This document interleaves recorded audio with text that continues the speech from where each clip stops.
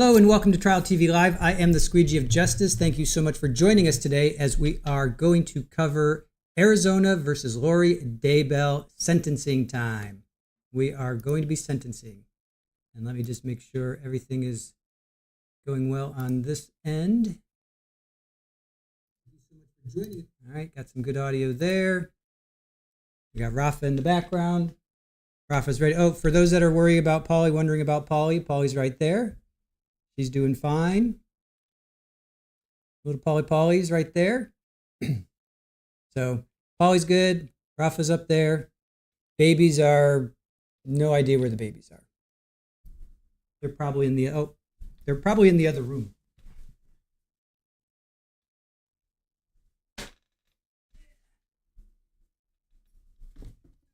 Super Ball is here as well, as always. Super Ball cruising by. Super Ball's cruising by. All right. How's everybody doing? How is everybody doing? We have got a 3 hours of Lori Daybell sentencing. Right? Starts at noon our time, 9 o'clock their time. Let's just, for those that don't know, Lori Noreen Daybell, Esquire. She represented herself for both the Charles Vallow and the Brandon Boudreaux trials. Charles was shot and deleted by Lori's brother, Alex Cox, who's on the bottom right there. Charles was 62 at the time. The date of that incident was July 11th, 2019. And the charges against Lori at that time were conspiracy to commit first degree, conspiracy to commit fraud, which was related to Charles's life insurance, and she was convicted April 22nd of 2025. Then there was Brandon Budro. Now the date of his incident, he's in the upper right there. The date of his incident was October 2nd of 2019. And it was alleged that Alex was the shooter. Yeah, remember the whole Jeep? He had Tylee's Jeep. They took out the back tire. They took out the seat. Lori had Chad help her put the tire and the back seat into their storage unit. So the date of that incident was October 2nd of 2019. The charges against her at the time were attempted first degree and conspiracy to commit first degree. She was convicted June 12th of 2025. We covered both of those trials, if you guys remember, and if you don't, you can always go back to our playlist, but we covered both of those trials. We had Joe Schmo, who was our courtroom insider at the time. Joe's there again today. So if you are not subscribed to Joe Schmo, definitely go check him out. He's got a great channel.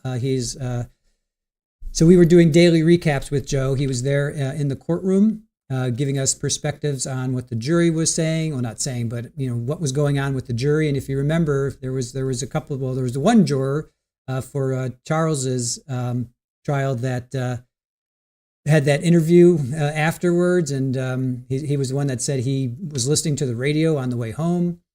I think while they were deliberating. So he also had some issues with his cell phone. He was looking at his cell phone. He was texting his daughter, I believe, while they were in court. So Joe told us all about that.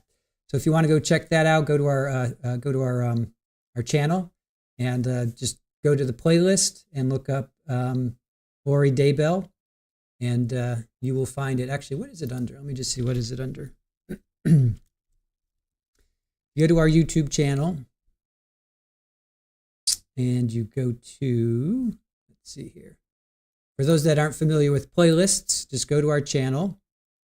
Go to playlists, and then just scroll down. Or you could go to the magnifying icon and look it up. But it is under, should be under like Arizona versus Daybell, but why can't I find it? Let's see, where is it? So let's see, it's Lori Vallow Daybell, The Chosen One. So we have 41 videos there. So you guys can go there and check out everything. We've got recaps, we've got trial for both Brandon and Charles. So Who is with us? Irish Amy, good to see you. Trial Junkies, good to see you as well. Joanne Jet-Eye Platypus, Deborah Owens and Vesper, good to see you. Lily Wayne, Jenny G, Susie, thank you guys for joining us. Lily Wayne, Hazel, Northwest. My guess, Lori will say family tragedy, kids move to new phase of eternal life. Perhaps. Hey, Barry, good to see you. May trial attorneys never have a juror 15. Yes, absolutely. Green-Eyed Cat, good to see you. Thank you for joining us. Aussie Gardner, good morning, Bot. Bot says, dude, no. Nice. Silver Fox and Kathy Smith. Lacey, thank you guys for joining us. Mac RN, good to see you. So good to see all of our friends coming out and supporting us. Donna Barry and Vivs. If Lori speaks, how many times will she say family tragedy? We could do a poll. Oh, first of all, we should see if she's going to speak or not. Toots, how are you? We should see. We'll do a couple polls. Hey, Sarah, how are you? Good to see you. Thank you for joining us. Hell yeah. Saying hello to everybody. Elizabeth Bear, good to see you. Oh, let's see, who else came in that I'm missing here? William D'Angelo, Mallory Beavers, good to see you. Thank you for joining us. Denny Dawn, glad we're covering it. Absolutely. Hey, there's no way we would not cover this. Bellatrix, good to see you. Yes, poll time. Angelo, TGIF, absolutely. Linda from Surprise, Arizona, new subscriber. Fantastic, Linda. Thank you for joining us. Appreciate that. Northwest, oh, she's going to speak, all right. Lori will go down the religious hole when she talks, probably. Shanna says, I say she will speak. She hasn't been speechless yet. That is true. See, Suzanne T, hello from Birmingham. Good to see you. Cynthia Warren, thank you for joining us. Terry H, you are here for it. Awesome. Hello, Allison. Hello, everybody. Everyone from the UK. Joan Parkin, best trial watching crew here. Awesome. Thank you. Moon Pie NC, you have my undivided attention. So Code Judy, she will speak. She has to preach because she believes she is the righteous one. Absolutely. I agree. Hey, Nan R, good to see you. Thank you for joining us. Mama of 3, I need one of the kittens as my, yes, I did, right? What are the deets on the Valley case? He got recharged. We're gonna cover that in a separate trial.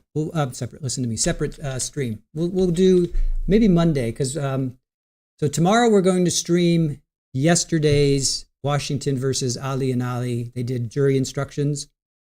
They just kind of hashed them out. So we're going to we'll do that tomorrow. So we're going to do a Saturday stream. And you know what? Here, let me get us in here because we already have. Hold on a sec.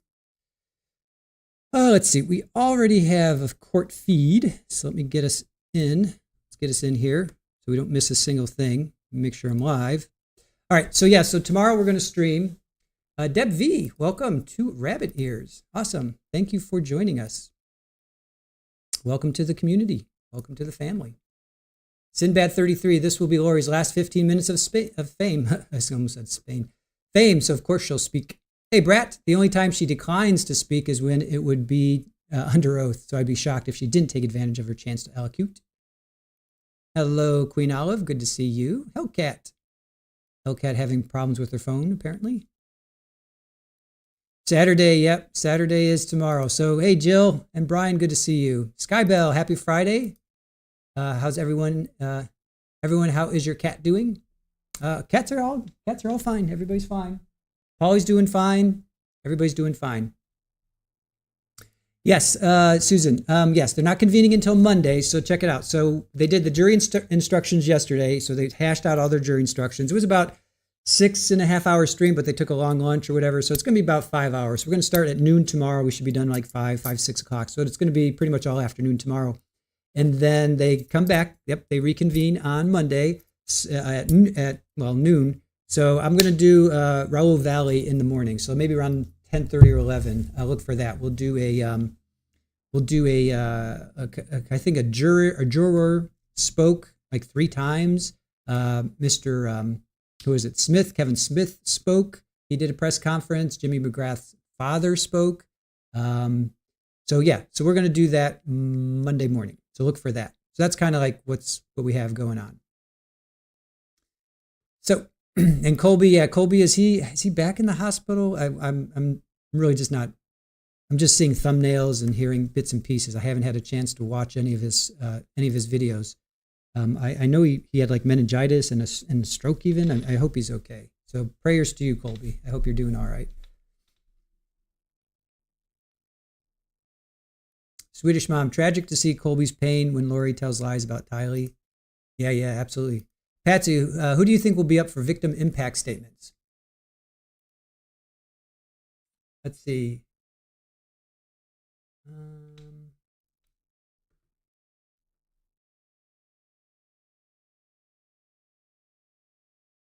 Let's see. He wants back in the hospital. He's there now. Okay. All right. Colby's back in the hospital. Yep. Gotcha.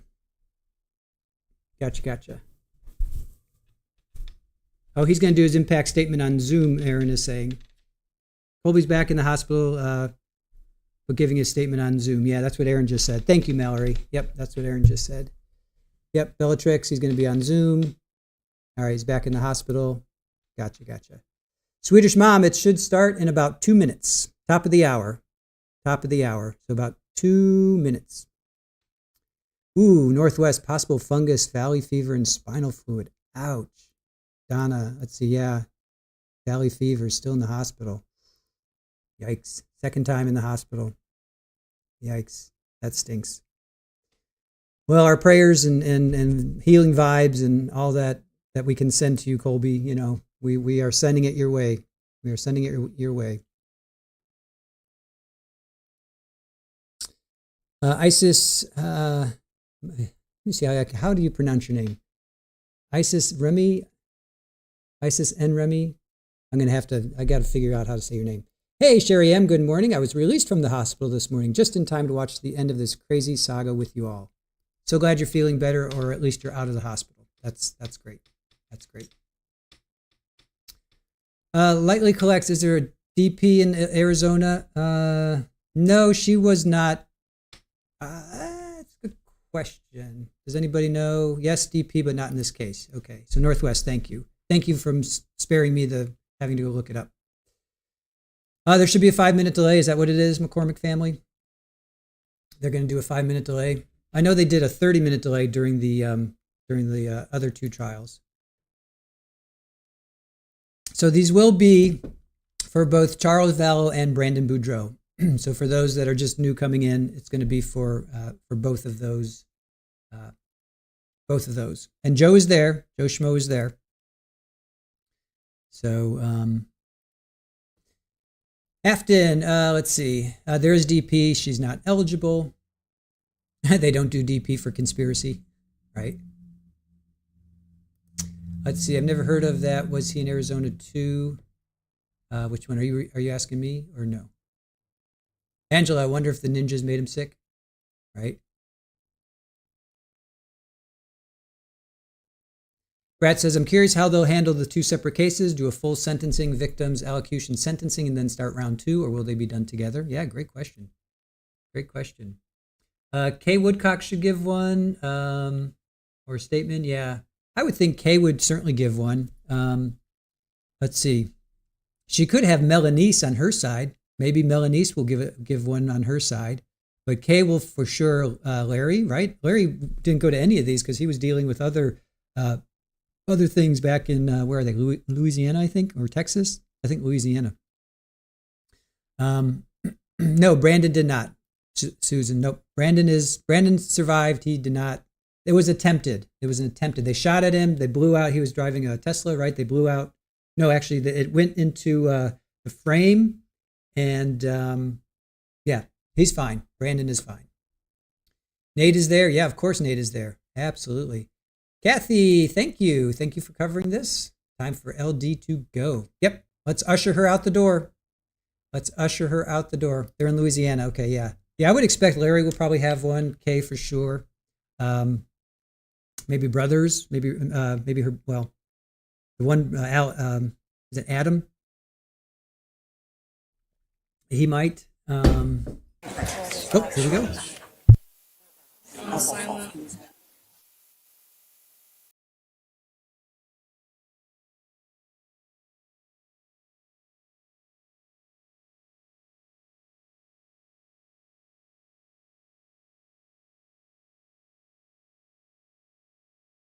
All right, they just teased us. My cat's name is Karen. I'm so happy you're covering this. Thank you.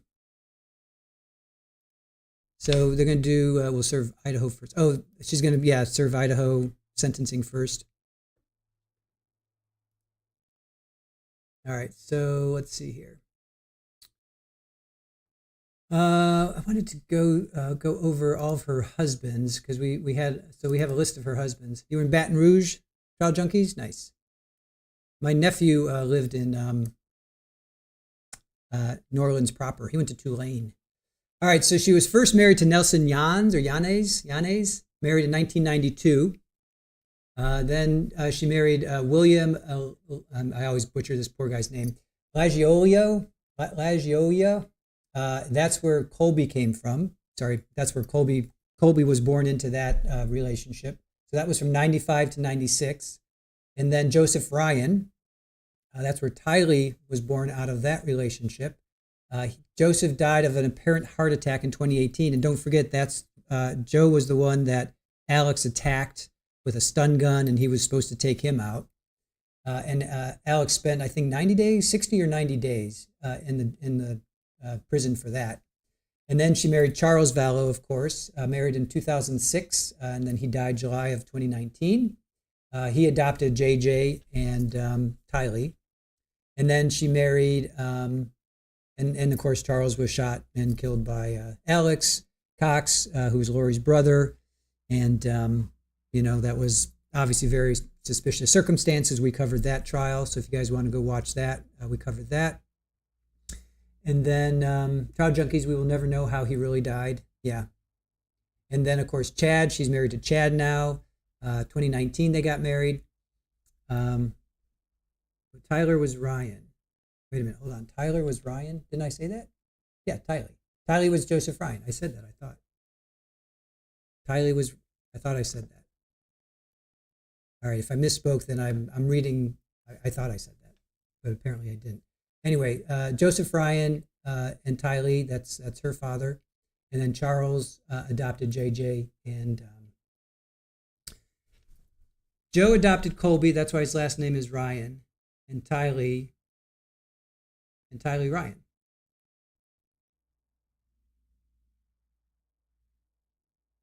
Oh, Charles adopted Colby. Okay.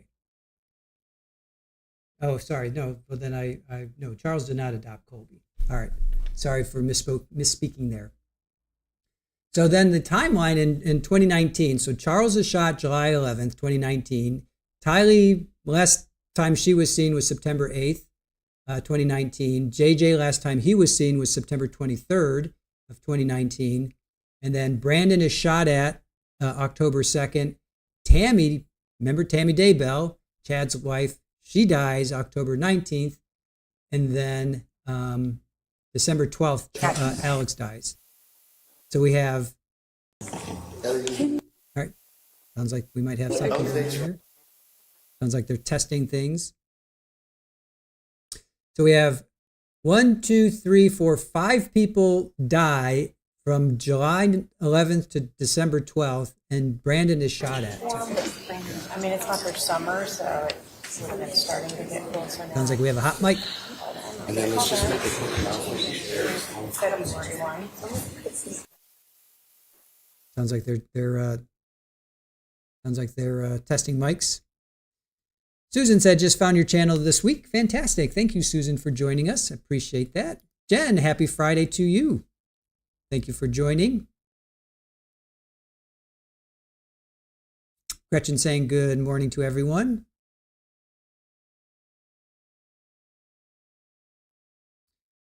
Let's see. Missy, are you here? Missy Russell, can I retire? Oh, Bot says I wouldn't recommend it. Lightly says, sorry if it sounds, question, how long do sentences usually take? It really depends. Depends on how many impact statements. Usually there's, well, look at Koberger, look at BK. That was, I think there was about 4 or 5 for each one. There was 4, obviously the 4 kids, and 2 of them spoke. There was 4 or 5 people that spoke. It really depends. And then how long the statement is. It could be, and then the judge, does the sentencing. So I'm expecting this. He's allotted 3 hours.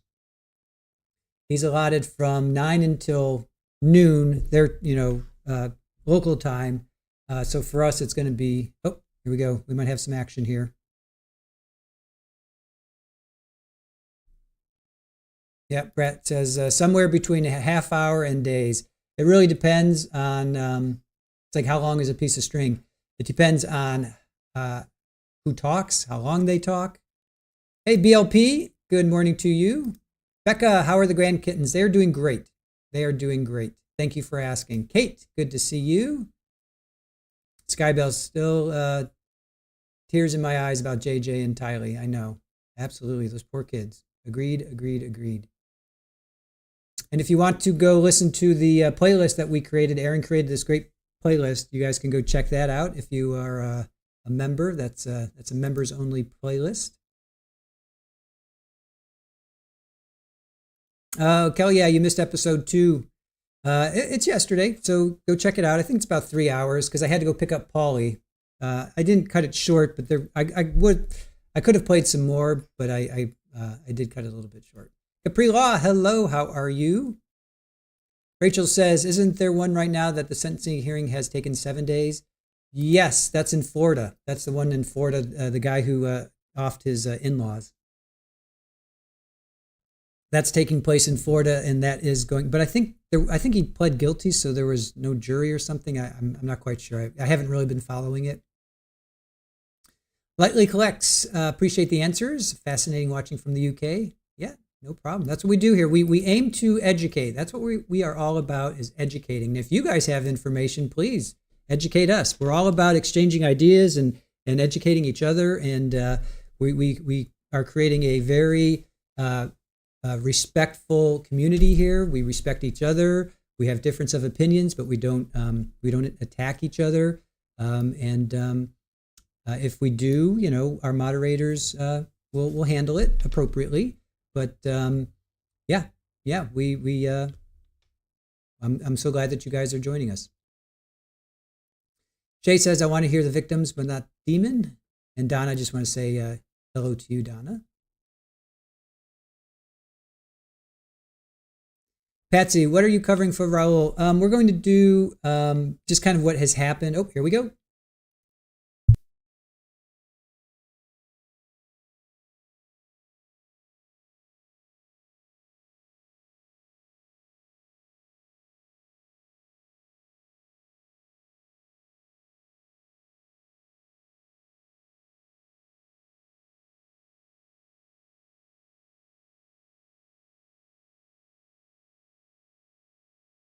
And just so you know, there's no audio yet. So there's no audio yet. Melanie, yeah. Well, Trina said that there was an open investigation on Melanice. I think she said it a couple times. So yeah, if I was her, Trina K. Melanie definitely they have an open investigation on her. So. All right, I'll take some notes and then we can go through at the afterwards. I'll do a recap. So if you guys miss anything, I always do a recap. For those that are new to our channel, I do recaps at the breaks and at the end. So I know a lot of our subscribers enjoy that and appreciate that. So just want to let all the new people out there. That you can expect recaps. So, and yes, jumpsuit orange. Let's see. Here we go. We made that for Sarah. We made this for Sarah. We made this. We made that emoji for Sarah. The jumpsuit, the orange jumpsuit. Any word from Joe? Wonder if he sees Melanice in the courtroom.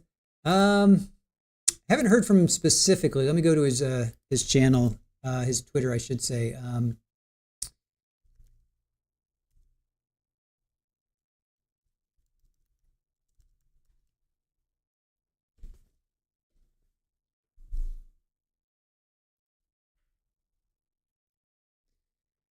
Let's see.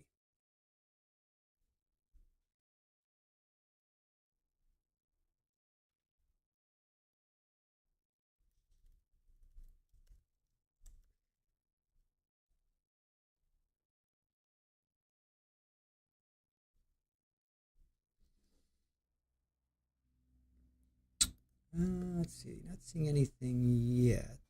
Let me scroll through here a little bit. Just give me a second. No audio on the court yet, guys, so don't worry. You're not missing anything.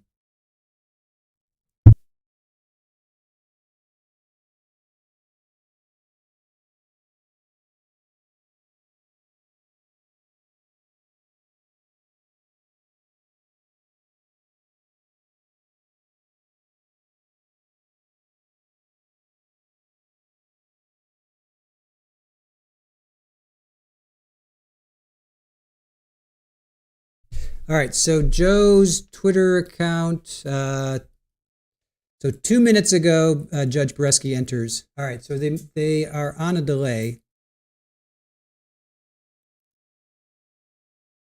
Begins at 9:11. He's saying, so that's 12:11 our time. All right, so Judge Bresky is in the courtroom. Let's see how long the delay is.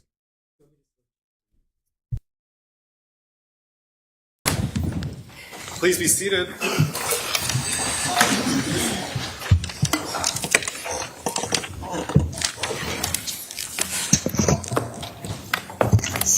Good morning.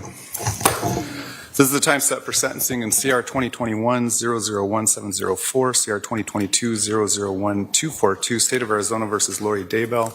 Is the state ready to proceed? Trina Kay on behalf of the state. State is ready to proceed. Is the defendant ready to proceed? Yes. All right.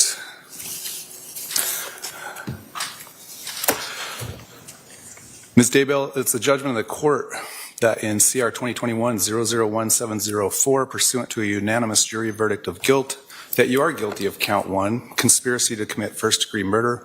It's a Class 1 felony committed in violation of Arizona revised statutes on July 11 of 2019. As to this count, the court also finds that pursuant to your stipulation and agreement on the record following the verdict of guilt that this is a dangerous offense. The offense caused physical, emotional, or financial harm to the victim, or if the victim died as a result of the conduct that you engaged in, it caused emotional or financial harm to the victim's immediate family. The offense also involved the presence of an accomplice. It is also the judgment of the court in CR 2022-001242, pursuant to a unanimous jury verdict of guilt, that you are guilty of count 1, conspiracy to commit first-degree murder. It's a Class 1 felony committed in violation of Arizona revised statutes on October 2nd of 2019. As to this count, the court also finds that pursuant to the stipulation and agreement that you made on the record following the verdict of guilt, that this is a dangerous offense and the offense involved the presence of an accomplice. It's ordered entering judgment of guilt for each count in each case. Accordingly, the court will make additional findings regarding additional aggravating factors later in these proceedings. I've reviewed the pre-sentence report as well as the state's sentencing memorandum. Is the state ready to present its side? Yes, Your Honor. First, we would like to have some of the next of kin and victims speak, starting with the 2021 matter. We would like to first call a couple of the people who are speaking virtually. Larry Woodcock should be on. No? All right. While we wait to get him, is Bobby Vallow on? All right. We're also saying that's not on. Susan Vallow? Have we allowed people in? Do they have Myers? Yeah, we did send. I just spoke with them. They're hopping on now. Oh, All right. they're hopping. Colby on right now. Ryan, I think, is the only one. All right. Well, with that, Your Honor, so we'll start with the virtual. So since Colby is on right now, if we could have Colby Ryan speak first. All right. Mr. Ryan, if you want to unmute yourself. Yeah, I'm here. Go ahead, sir. All right. My name is Colby Ryan. I'm the son of Charles Vallow, the brother of Tylee Ryan and JJ Vallow. I'm here to tell you what I've lost. Not only are my father, sister, and brother gone, but so is my mother. Starting 6 years ago, the horror began. During the middle of my workday, I was alerted that my father had passed away from a heart attack. I spent the whole day at work in shock. I spoke to my mother and felt that I needed to come and stop by after my shift. After a long conversation, she hesitantly agreed. When I arrived at her house, I found out that what she had told me previously about the heart attack was not the case. My father had been shot and killed in what was labeled self-defense. I saw how my sister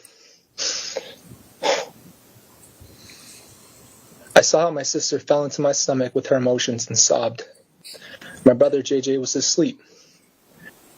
Afterwards, I came home to my wife, and our young baby sat on the floor and completely broke down. My life would never be the same. My sister was caught up in the middle of this hell. She was only 16 years old.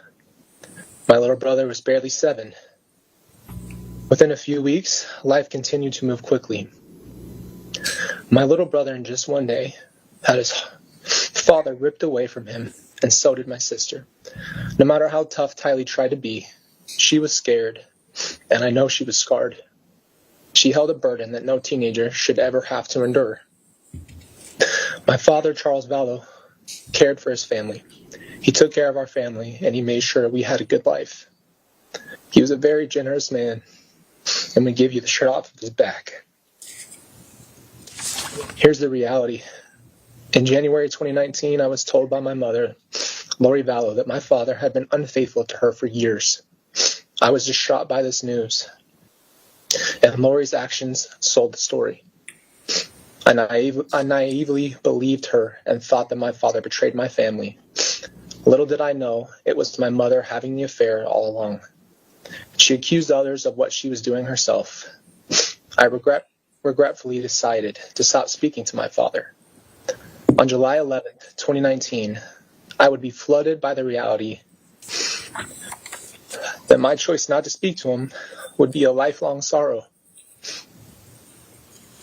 What I lost on July 11, 2019 was a father who was trying to help me in life, and a man who wanted to see his grandchild, and someone who wanted to give guidance and love. I lost a father. This affected me in more ways than anyone could ever know. I have to live with the regret of not speaking to him before he was murdered in cold blood. This did not only affect me. My little brother, JJ Vallow, was only 7 years old, and he had autism, and had his life picked apart and never explained. One day he saw his father coming to him to pick him up at the house, and then never saw him again. My sister Tylee carried too much responsibility and was put in positions no child should ever have to be in. Part of that responsibility was being told to retrieve Lori's purse inside the house, possibly witnessing her father's body. Here's the reality. Neither Tylee nor JJ had time to even process or grieve. My mother, Lori Vallow, moved them out of state, and only a couple of weeks later, little did we know that my little sister, Tylee, only had 60 days before she would meet the same fate.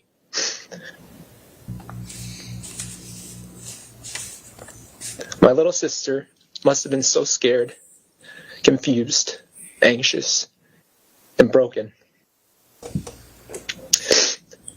and angry in every emotion you could think of.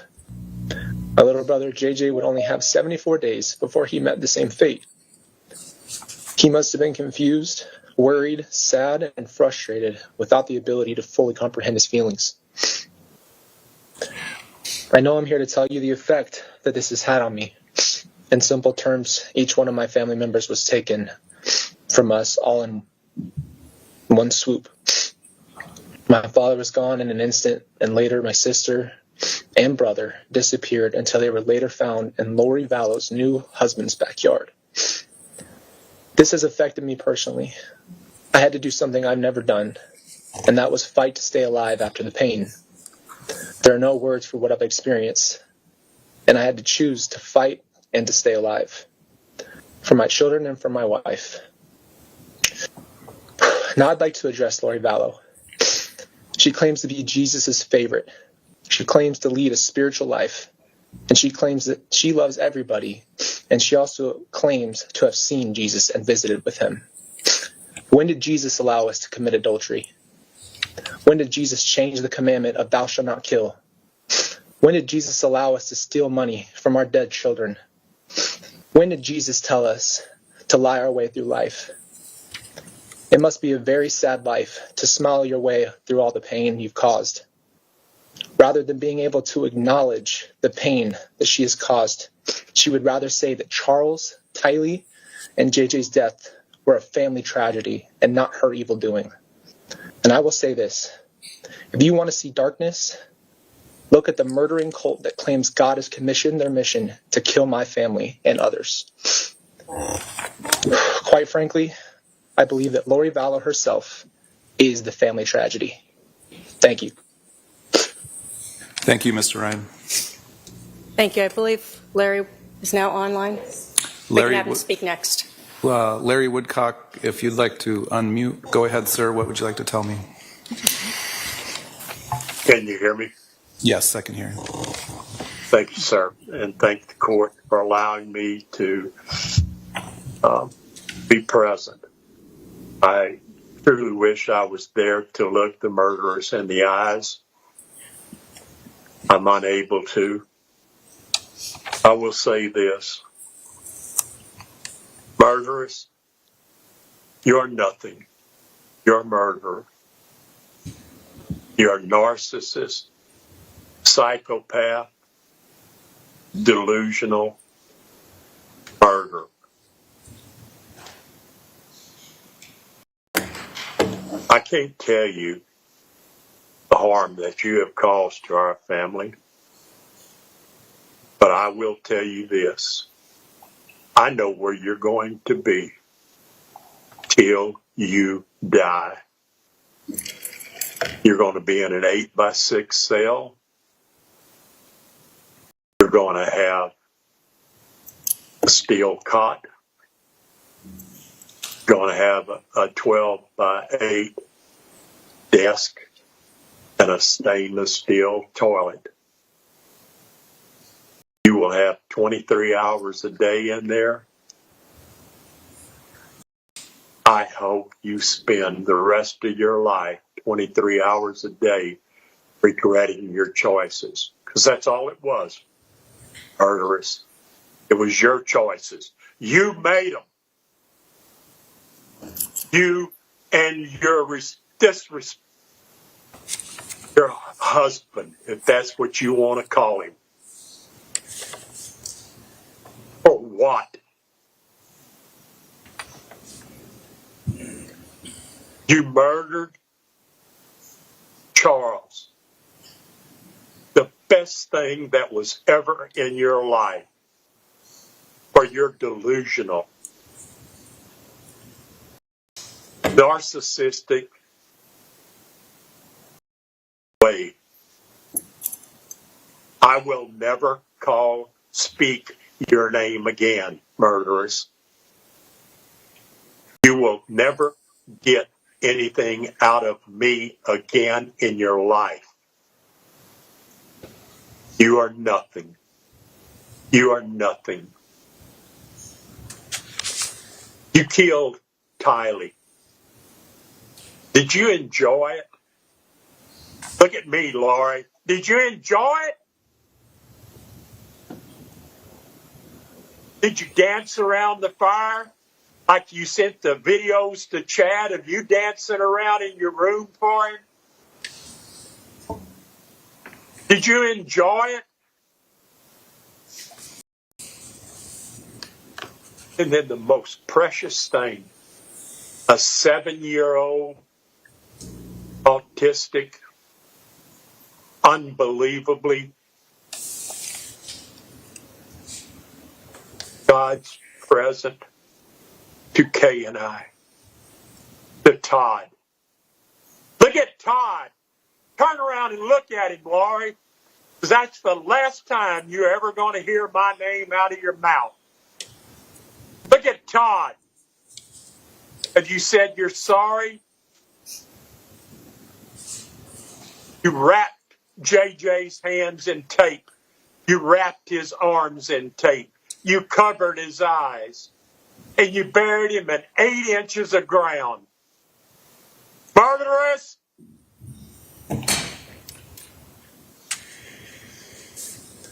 May God have mercy on your soul, because that's the only thing in life. And don't count on God where you're going. You're nothing, murderous. I can't stand you. I always said, from out of some place you never saw came a sound you never heard. Well, I will not say that anymore. I want you to see and hear everything that's going to happen in your life. I want you to live it 23 hours a day. I despise you.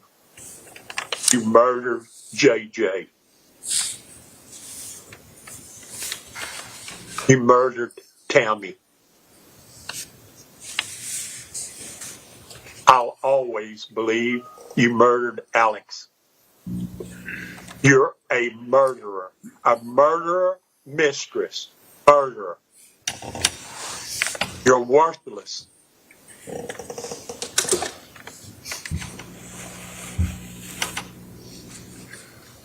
I can't believe 6.5 years of putting up with you.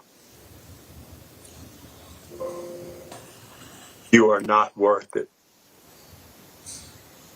The 4 murders that you're accused of are only ones that they can prove. Laura, you tried to kill me. I left your house in Hawaii. You tried to kill me going back home. But guess what? I beat you. I'm able to sit here and laugh at you and watch you go to prison. There's others you tried to kill.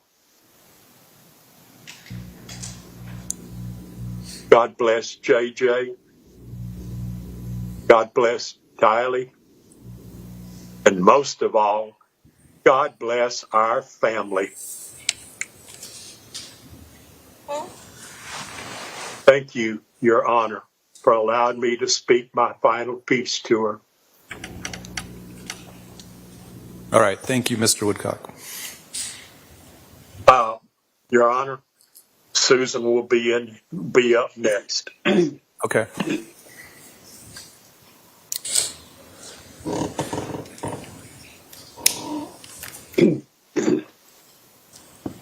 Good morning. I'm Susan, one of Charles's older sisters. I'm here to share the emotional impact of Charles's tragic sister's death for me. Charles and I had just started renewing our relationship with each other. One day in 2019 at Kay's house, Charles said to me, "Come see, sis." So I went to see what he wanted. He said, "I'm going to give you a car." And I just about passed out. I told him, I said, "I love you, Charles." He said, "I love you too, sis." And we hugged. And these were the last words we ever spoke to each other.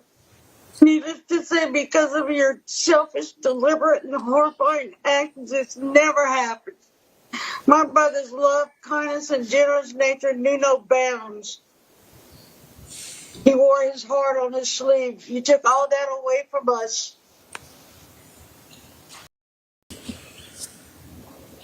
July 12, 2019 changed my life forever. It still hurts to reflect on the day I was told my brother had been taken from the world the day before. You didn't even have the decency to bother with letting our family know of Charles' death until the day after by means of a vague text from one of Charles's sons. My brother's death was a deliberate act of evil and self-seeking financial gain. Your greed has caused so much pain to this day. How could you do such an evil and intentional harm and take my brother's life for money, lust, and power? The pain you caused in having to relive this nightmare, all because you didn't want Charles anymore. He didn't die from cancer or an accident.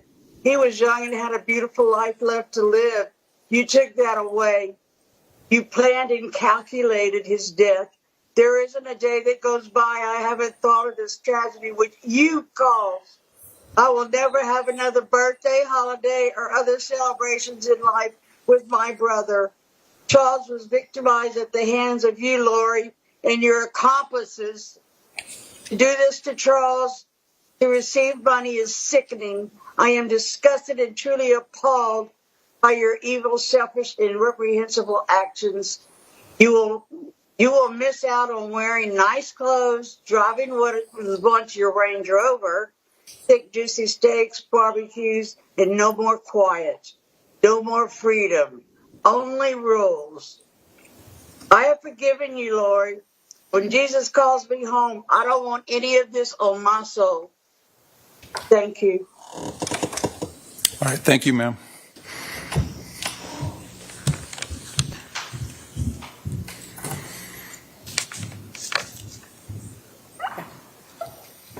I'm not sure that Bobby's been able to get on, Your Honor, so I believe next Todd Trahan will be speaking.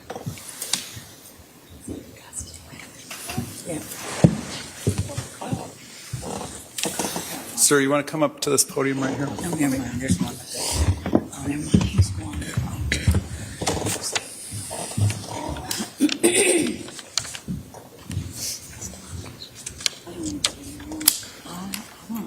You're Todd Trahan? Yes, sir. And what would you like to tell me, sir? I'm asked to address Lori, if I can. Go ahead. Lori, Uncle Charles was a man of God, love. He knew God because he loved everybody around him.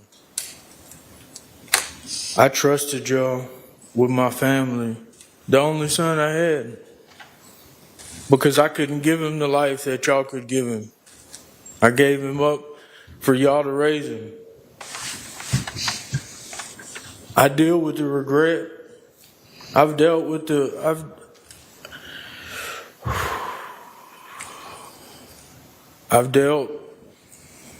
the torment of making that choice.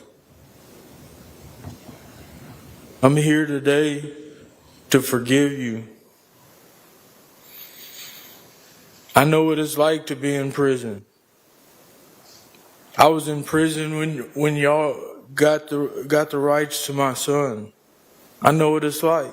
Once you get done with this court and you go sit in that cell, you got to relive everything that you did.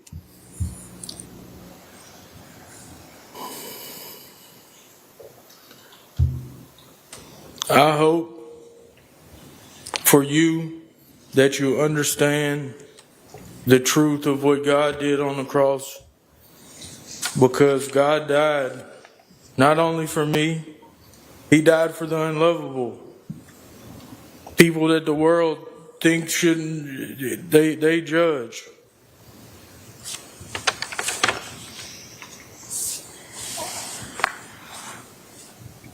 I hope you understand the truth before you die. You still have a chance. You don't have to live evil the rest of your life. You can turn from that. You ask God to come into your life and show you His love, and it'll transform you. I want to thank the court for letting me get up here and say these things. Thank you. Thank you, sir. Next should be Kresha Tran.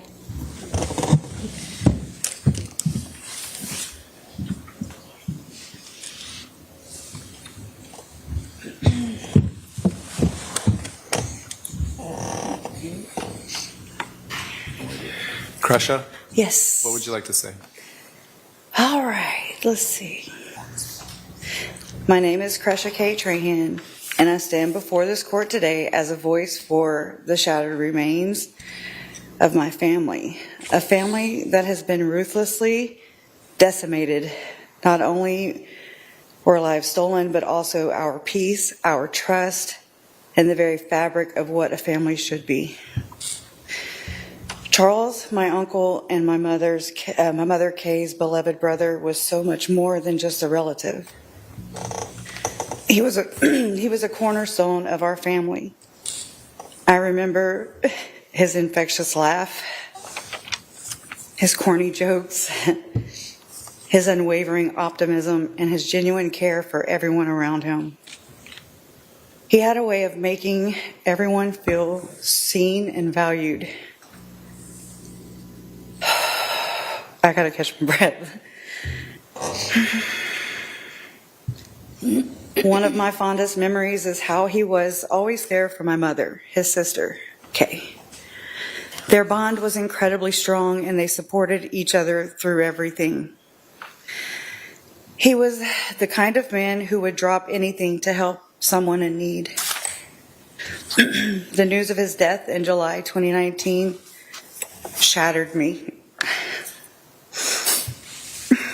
and it sent shockwaves through our entire family. It was sudden and incomprehensible. My mother, Kay Vallow Woodcock, his sister, was also devastated. The pain of losing her brother was immense, and it was a wound that has never fully healed. It's hard to see your own mother go through these kind of things, because it's something you can't fix. For me, it felt like a light had gone out in the world. We relied on his steady presence and his ability to bring people together.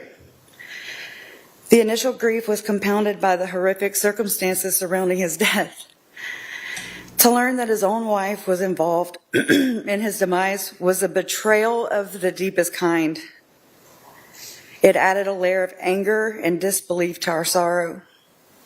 The questions of why and how haunted us, turning our grief into a constant ache of injustice.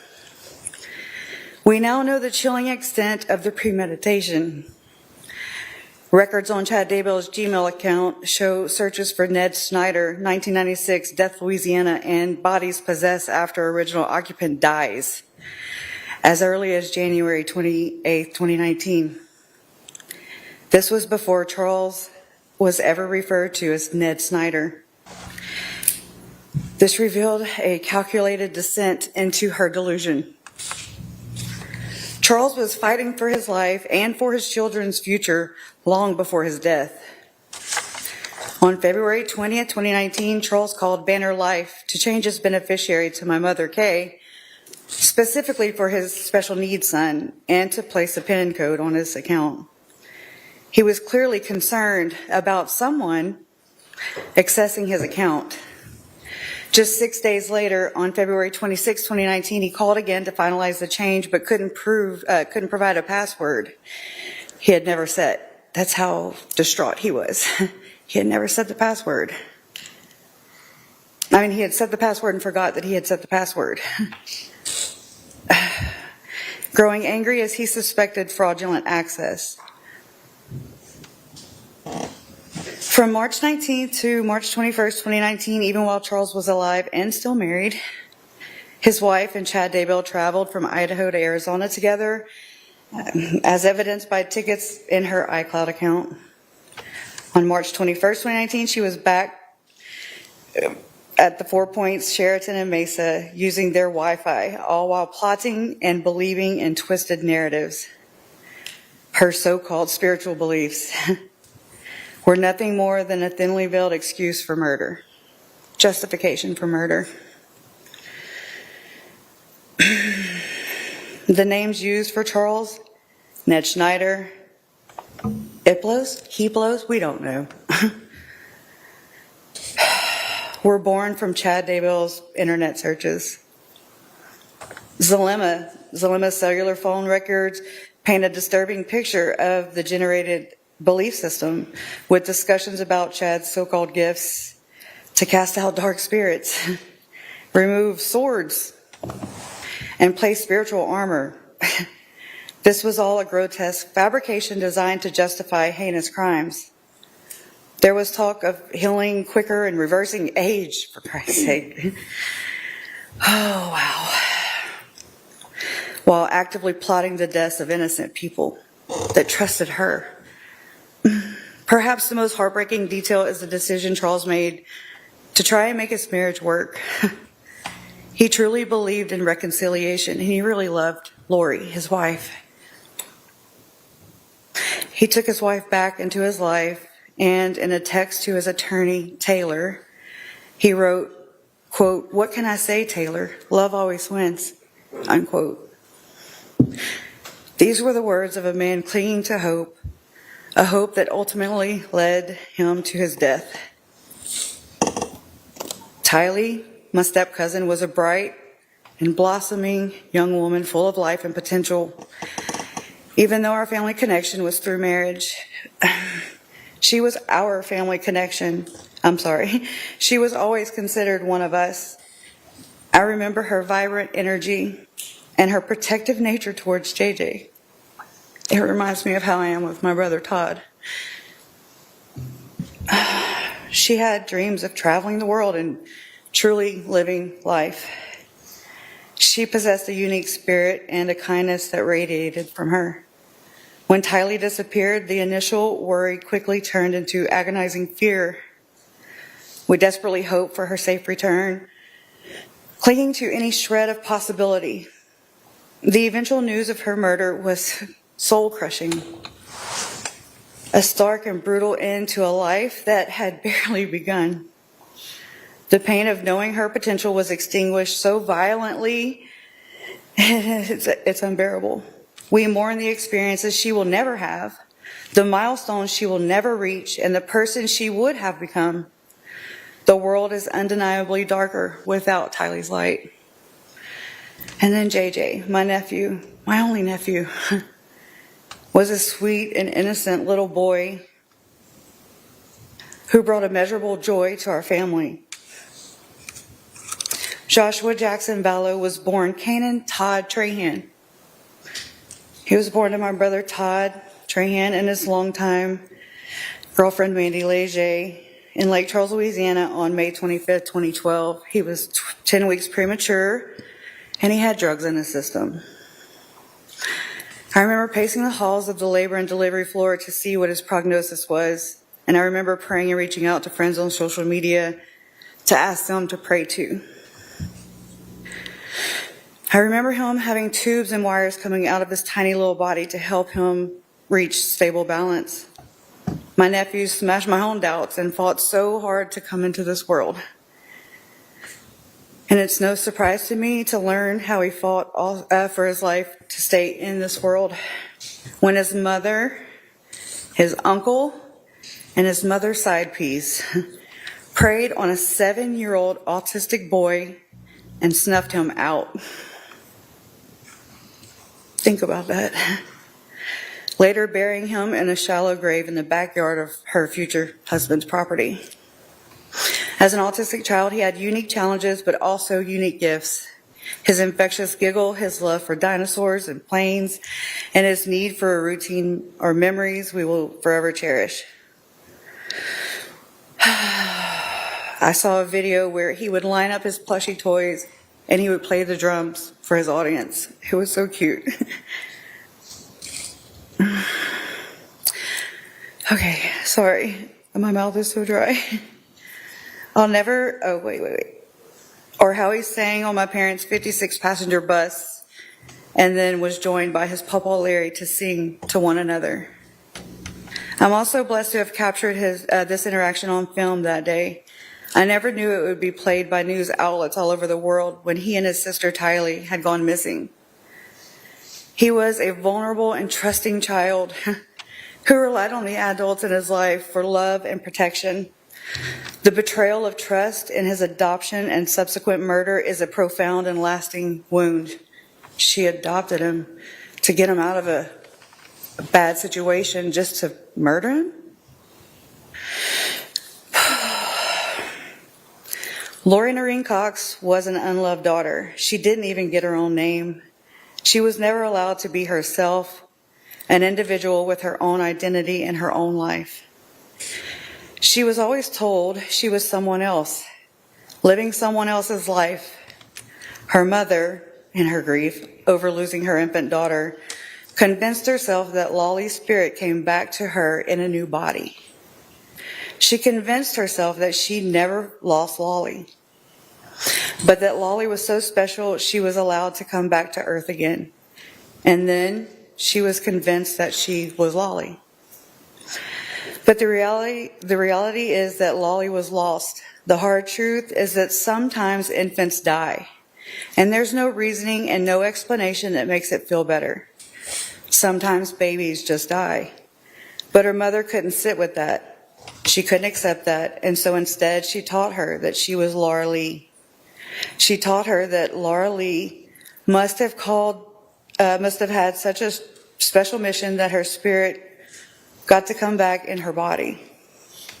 She was taught that she didn't matter. She was taught that she didn't deserve to have her own name, her own life, her own identity. She was devoured. And then to make matters worse, she was violated.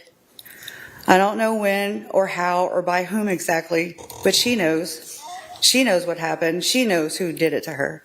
She may pretend that it never happened, but the memory of it lives in her cells, and she can't ignore because those feelings come for her, and they find her in the quiet moments she wishes would go away. I know what it... Okay, sorry.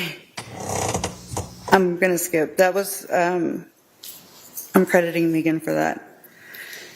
Here's the final plea for justice. The actions of the defendant have systematically dismantled families, leaving behind a trail of unimaginable grief and trauma. My family, especially my mother and my brother, have endured unspeakable pain because of these actions. We lost a brother, a son, and a nephew. And the lingering fear and sorrow inflicted are a constant heavy burden. I implore this court to impose the maximum sentence possible. The defendant deserves to spend the rest of her life incarcerated, held accountable for every life stolen, every heart broken, and every family destroyed. Her calculated cruelty has earned her nothing less than the hardest consequences. Let justice finally be served for Charles, Tylee, and JJ, and I can't forget Tammy. My uncle Charles's last words to his attorney about taking his wife back were, "What can I say, Taylor? Love always wins." In his memory and for the countless lives impacted by these horrific crimes, I hope that justice for once truly wins. Thank you. Thank you.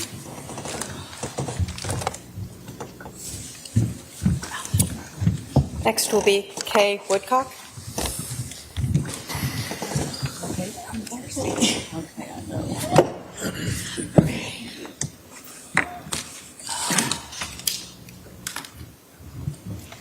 Go ahead and go up to the podium. Oh, okay. I'm thinking of testifying.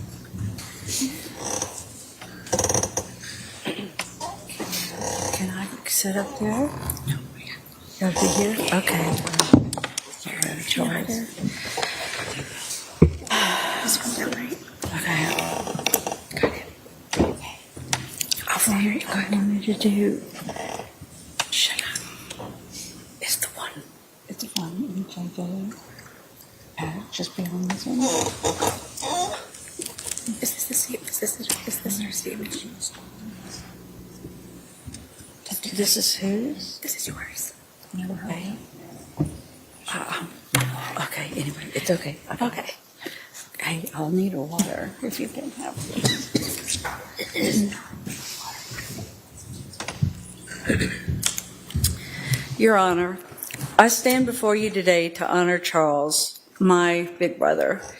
This courtroom is where Charles finally receives the justice he fought for and never saw in life. Thank you for allowing me to speak. Charles was more than my brother. He was the backbone of our family. He was steady, loyal, and endlessly generous. He was the kind of man who showed up for everyone without ever asking for anything in return. When you walked into the room with Charles, you felt safe, you felt valued, and that's what makes this all so unbearable, because the very person who should have cherished him the most, his own wife, betrayed him in the cruelest, most calculated way imaginable. Charles was a protector by nature, the man who would give you the shirt off his back and then ask what else he could do to help.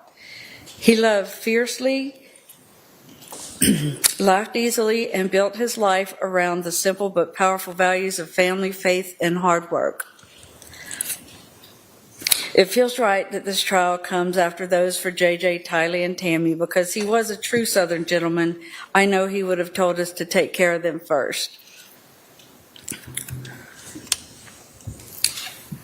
Lori. First, let me say this. Charles is not your husband. I can't do that. You have to address the court. Okay. All right. Sorry. Charles is not your husband. Your disgusting co-monster, Chad, is. The Miss Texas pageant, Wheel of Fortune, Extra on Modern Family, July 31st, 2023. What do they all have in common? They're all days that failed to make you famous or idolized. Infamous? Yes, but never famous, never idolized. You spent your entire life chasing cameras, applause, and validation like oxygen, but here you are, exposed, convicted, stripped of the lies you wrapped yourself in. All your interviews, all your attempts to manipulate, triangulate, and control the narrative, even the one released just last night, have failed. The world sees what I saw in 2019 when you abandoned Charles, Colby, Tylee, and JJ to chase that grotesque shadow of a man, Chad Daybell. You call yourself a mother, a wife, a woman of God. You are none of these things. You are a liar, a fraud, and a murderer.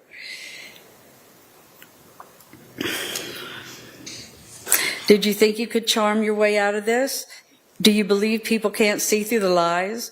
Do you honestly think that you are smarter, holier, or more special than everyone else? You are not. You are an ordinary, plain, run-of-the-mill, middle-aged woman. You keep saying to anyone who will listen that no one understands because they weren't there. So tell me, Lori, what don't we understand? Was it you who shot Charles? Is that why you kept asking during the trial about testing your hands for gunshot residue? Was that your grotesque way of gloating? You murdered Charles. You confessed to the conspiracy. Do you think we all missed that? You took his phone and played a childish game of keep away and then tried to sell the world that this was a good reason for Alex or you to shoot him. And every single one of us sitting in this courtroom saw right through it. That day started a domino effect, except you tipped the first domino and you kept those dominoes falling until everyone was dead. Charles, Tylee, JJ, Tammy, and the wake of devastation you left for Colby, for our entire families, and for an entire community who watched your evil unfold. You asked me during the trial where I was when Charles was murdered. You asked almost every witness if they were there, or if they saw with their eyes or heard with their ears you and Alex conspiring to murder my brother. No, we weren't, but you're right, as much as I hate to utter those words, and if you are to be believed, neither were you. How dare you desecrate the memory of Charles and your children the way you did their bodies? How dare you blame them for your crimes? We all know what happened, Lori. There is no denying it. We've sat in courtrooms, seen the evidence, seen the wreckage you caused. We have listened to the truth tellers. Nothing is taken out of context. Your land of make-believe is just transparent. The facts and the science don't play games. They tell the truth, how many times Charles was shot, at what angles, and how long he'd been dead before 911 was called. The 47 minutes. Because you were busy trying to manufacture an alibi. Science doesn't lie. You do. detectives, prosecutors, jurors, advocates, the men and women who had to bear witness to this horror, please stand. Chuck Considas, Eric Wheeler, Ron Ball, Ray Hermosillo. They are from Rexburg, Idaho, and they were key in bringing justice to you. Thank you, guys.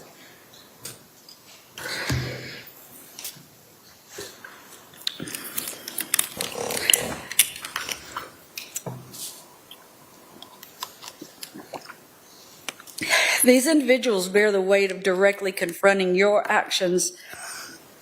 They took that burden home to their spouses, children, and sleepless nights. They endured tragedy.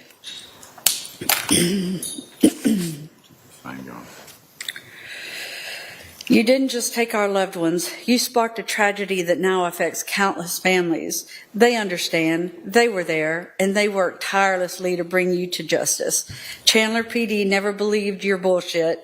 They didn't charge you immediately because they were busy untangling your web of deception.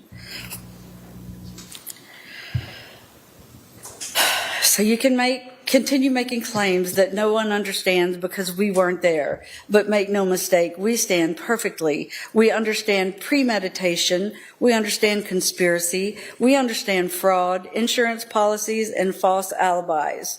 We understand how long bodies lay in the ground while you danced, vacationed, and manipulated for attention. We understand the cost, emotional, financial, spiritual, that all of us have paid to clean up the wreckage of your delusion.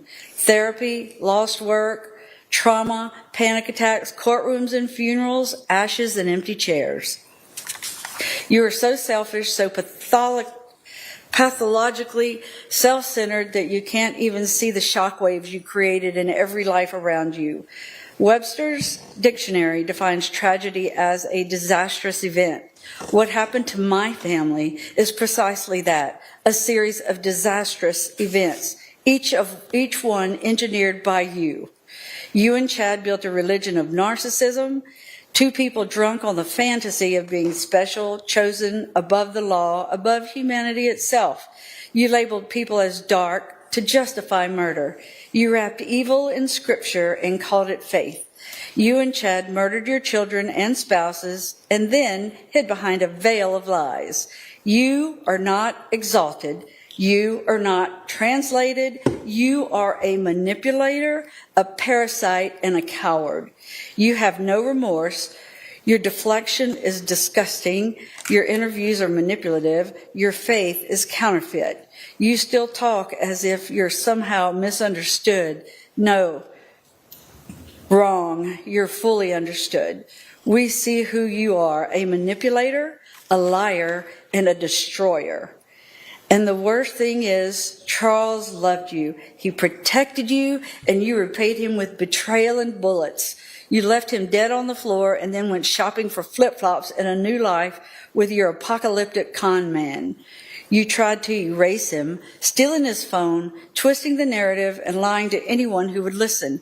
But the truth doesn't lie, Lori, and now the truth has destroyed you.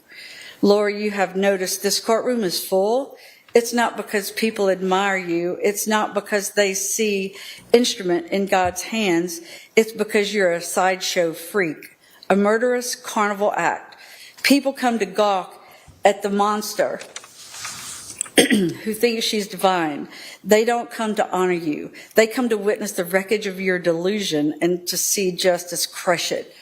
You've always wanted an audience, but this audience isn't here to adore you. They are here to watch you fall, to watch you stripped of the spotlight you crave, to see your false crown ripped away. You are not a goddess. You are not chosen. You are not powerful. You just thought you could play God and win. The only legacy you leave is this. You will be remembered not as an instrument of God, but as a pitiful, cautionary tale of evil and narcissism. Your life will end behind concrete and steel while the world outside remembers JJ's smile, Tylee's strength, Charles's kindness, and Tammy's light. You will be forgotten, except as the sideshow act you've made of yourself, a monster who wanted to be worshipped, but who will only ever be pitied. But the legacy of Charles, JJ, Tylee, and Tammy is here in this courtroom, a new type of family built on love. Colby and his family, Tammy's family, the men and women who battled evil, all of us united, because as Charles said, love always wins. Finally, I want to say this. You once claimed that no one could judge you because they weren't there. Today, everyone is here. The court is here. Justice is here. And now judgment has arrived. May this sentence be as permanent as the graves you filled.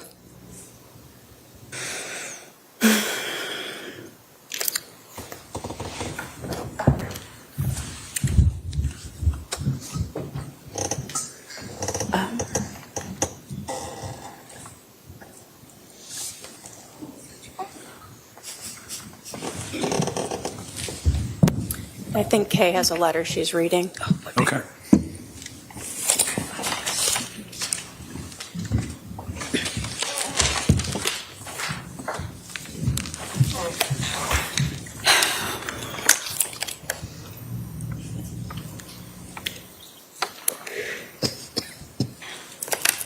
Hi, Judge Boreski.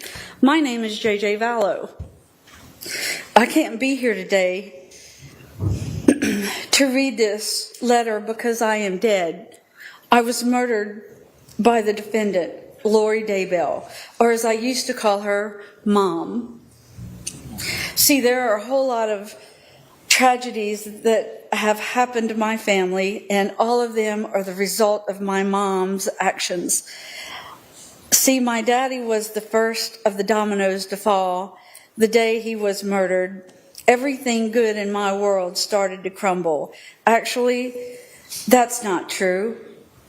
It started before then. It started when she met her co-conspirator, Chad. She abandoned me for 72 days in early 2019. My daddy, Charles, was there for every bit of it. He tried so hard to keep me on my schedule.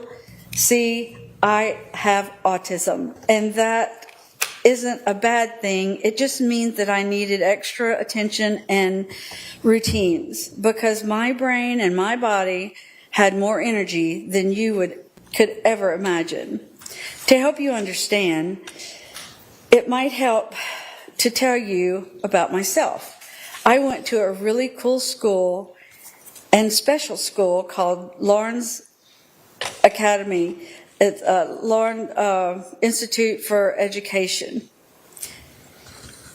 And I loved it. I loved my teachers and my classmates. They understood me so well, and I just thrived there. I was able to go to that school because my dad worked so hard and provided me a special education because I am a special boy. I had a best four-legged friend ever, Bailey. My service dog. Bailey went everywhere with me and kept me calm and safe. I loved Bailey so much, but Lori got rid of Bailey after my dad was murdered, but before she murdered me and Tylee. See, my world crumbled without my dad.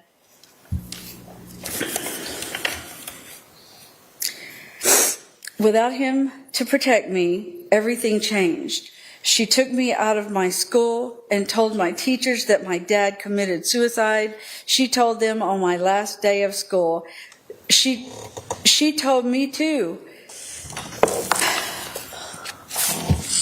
I cried all day and just kept saying, my dad's not dead, my dad's not dead, with tears rolling down my face. And I missed my dad. Now I had lost Bailey, my school. And now my dad wasn't just on a business trip anymore. He was dead. Then within the next few days, it got worse. We moved. All of a sudden, I was at Colby's, my big brother's work, telling him goodbye. I couldn't go play with my cousins at Brandon's house anymore. Braxy and Bridie were taken away too. My aunts, uncles, brothers, grandparents, teachers, friends at school, my mama and papa, and Ashlyn, and everyone, everything that I knew was gone, all because my dad couldn't protect me anymore. He was my best friend. I loved my dad more than I can ever explain. Lori caused the next tragedy in my family too, the next domino to fall. There was one thing I had left, was my big sister Tylee. She murdered her too. She murdered her on September 8th of 2019, just 59 days after my dad was murdered.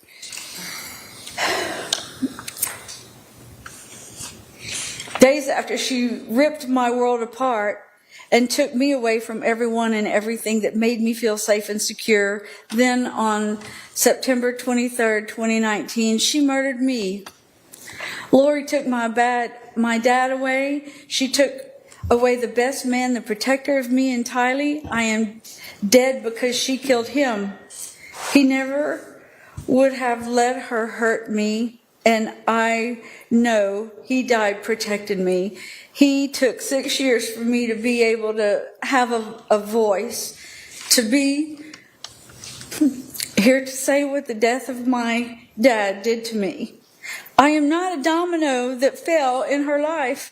I am Joshua Jackson Vallow. I am the son of Charles Vallow. I should be 13 years old now, but I'm forever 7. The impact of my father's death was my murder. And Judge, it is 13 years today that JJ's adoption was finalized, and they moved him immediately right away to Hawaii. And I hope you remember that. I trusted you!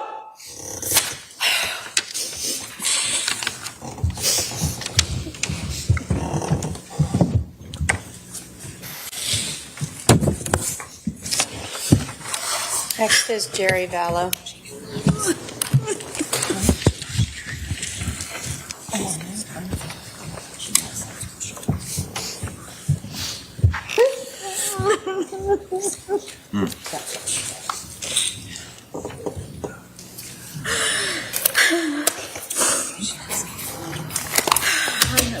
Good morning, Your Honor. Good morning. My name is Jerry Vallow. Charles was my big brother. And wasn't but a few weeks ago, I was sitting out in my garage with the door open. It was raining a little bit, listening to the fireworks in the distance. And all I could think about was everything I've lost and why. And I kept making excuses not to write a statement.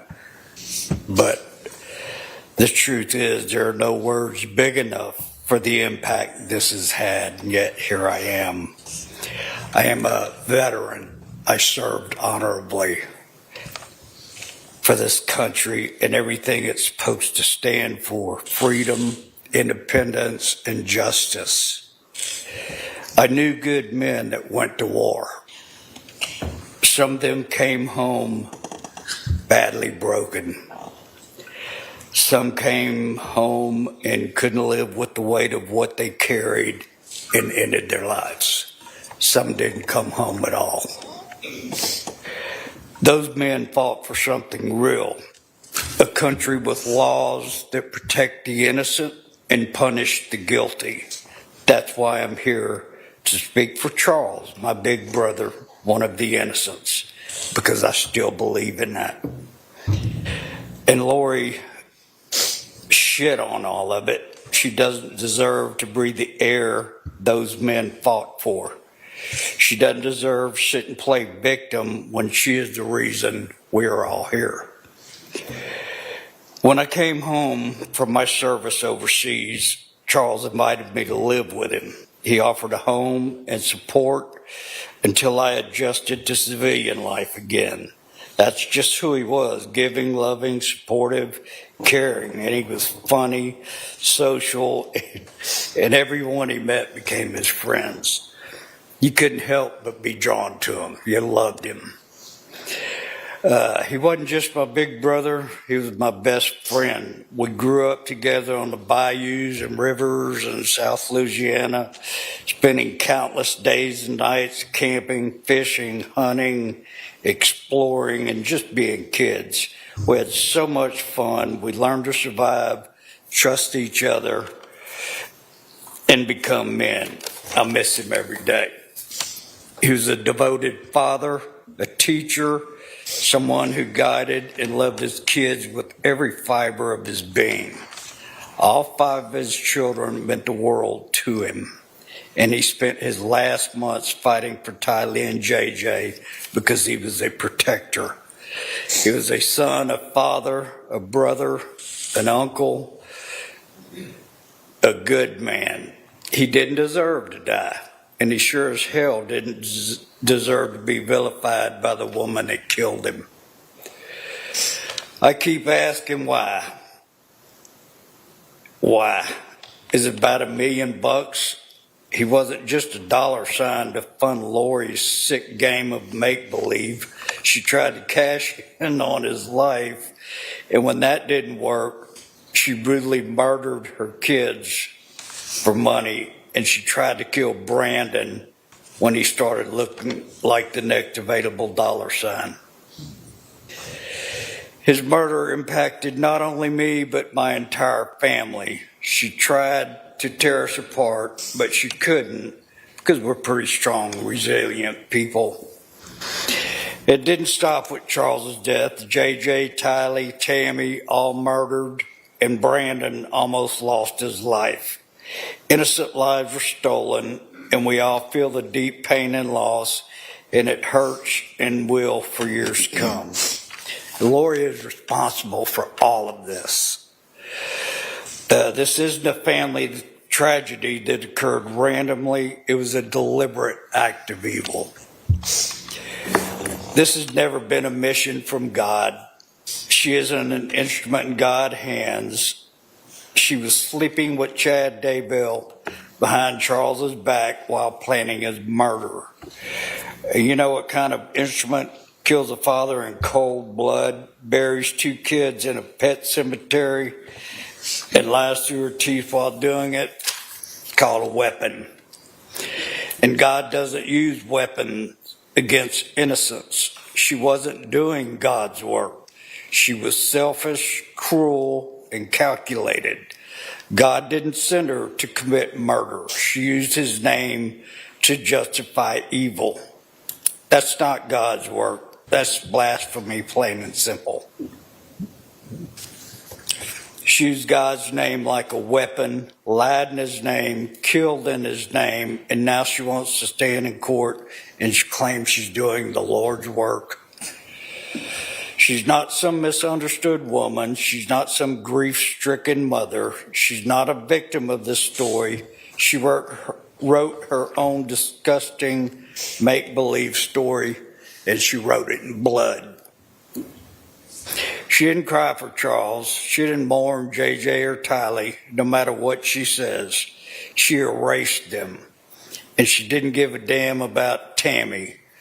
So when she sits there and pretends this is some kind of tragic twist of fate, like she didn't like the fuse, remember that. She didn't just kill Charles. She stole him from everyone who loved him, from his boys, from our family, from me. She didn't just break the law. She pissed all over it and tried to claim righteousness. She started this. She caused this. She wasn't caught in some domino effect. She pushed the first one and kept pushing till there was none left standing. She twisted everything, God, family, and loves.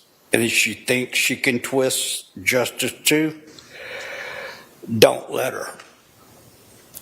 Don't let her twist away from what she did. She murdered my brother Charles. Give her what she's earned. Thank you, sir.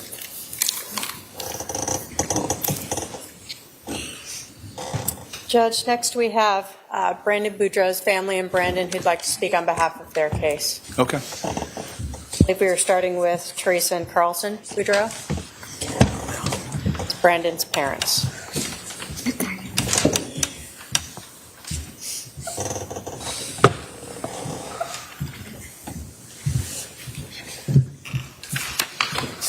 Thank you.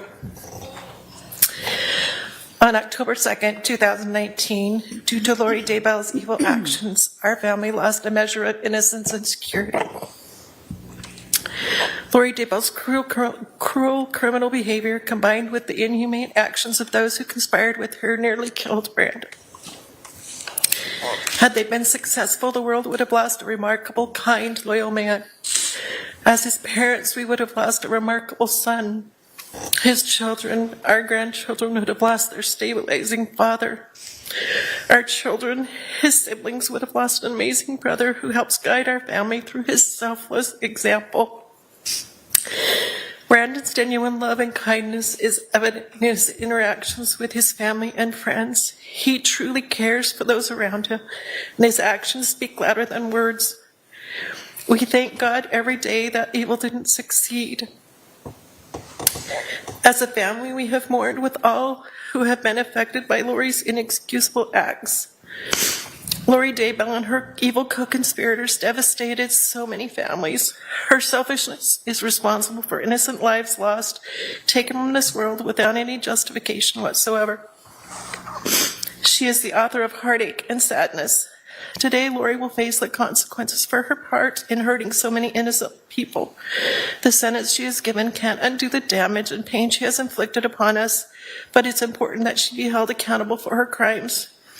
We would ask the court to keep Lori confined in prison, away from all of us and the rest of society for the rest of her life. As she serves her sentence here on earth, we will continue to stand together and support each other. We will choose to remember those who have gone from us because of her actions with love.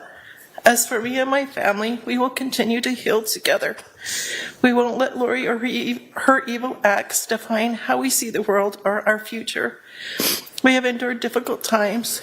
During this period of time, we have feared for our physical safety. We've struggled with a myriad of emotions. The stress of being targeted and threatened takes a toll. There isn't a place in our society for Lori or her co-conspirators. Prison is where Lori belongs and where she should stay until she dies. Thank you. Thank you. Next is Brock Boudreaux, Brandon's brother.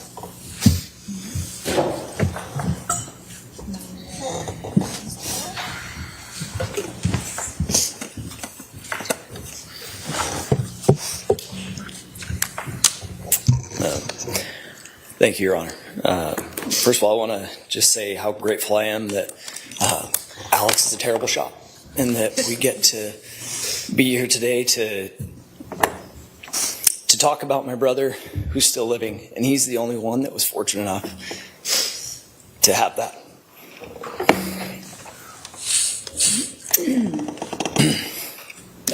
My name is Brock Boudreaux, and I'm the younger brother of the victim, Brandon Boudreaux. I'm writing on behalf of my wife and myself, and I'm here today to talk about the toll that this heinous crime has taken on our lives as well as the lives of our family. From the moment I found out my brother was having marital issues, I was there for him trying to help. He was abandoned by his then wife, Melanie, in Utah, with his children at the end of June 2019, and forced to fly back to Arizona. I offered to help him and flew back to Arizona. When we arrived back at his home, we were both surprised to find his wife already home, having driven back to Utah after abandoning them all there.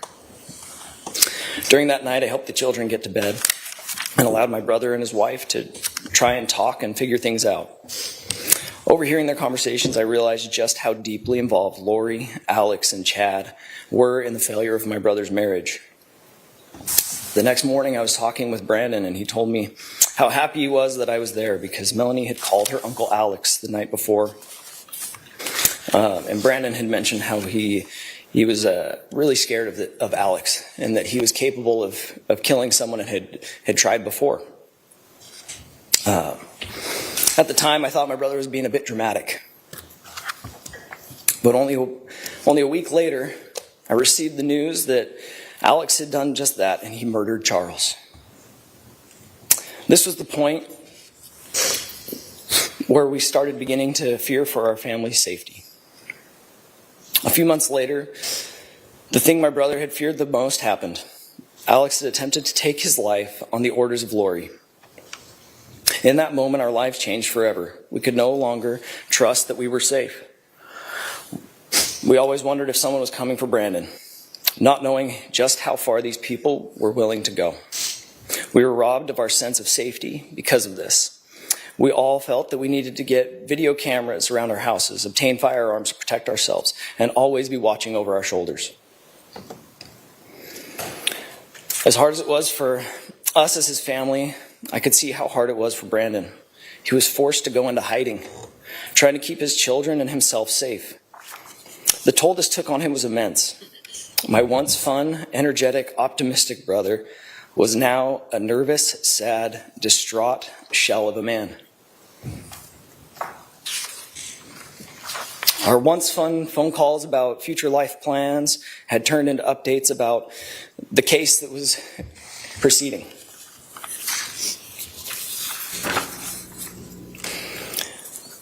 June 2019 was the beginning of so much sadness in our family's lives. As the story unfolded and things became more public, our family name, being so unique, started to be recognized and associated with the ongoing trials and investigations. I'm a practicing dentist in the state of Arizona, and now I constantly fear of people Googling my last name. Having things pop up about the case rather than information about me or my practice. I would like to think that this has not affected people deciding whether to come and see me or not, but I'm sure it has. Our lives have now become entangled with a story none of us wanted to be a part of. We are forced to have hard conversations with our young children, trying to explain why someone would want to kill their uncle. This has forced us all to watch as Brandon has had to share custody of his children with a woman we all know was involved in his attempted murder. It has forced us to sit back and watch as our name has been publicly defamed and slandered by that same woman. Somehow, she still walks free, but I hope someday she gets the justice she deserves as well. For now, all we ask is that you recognize the pain and suffering that has come from the actions of all the people involved and give a sentence that is fitting. Thank you. Next is Desiree Smoot, Brandon's sister.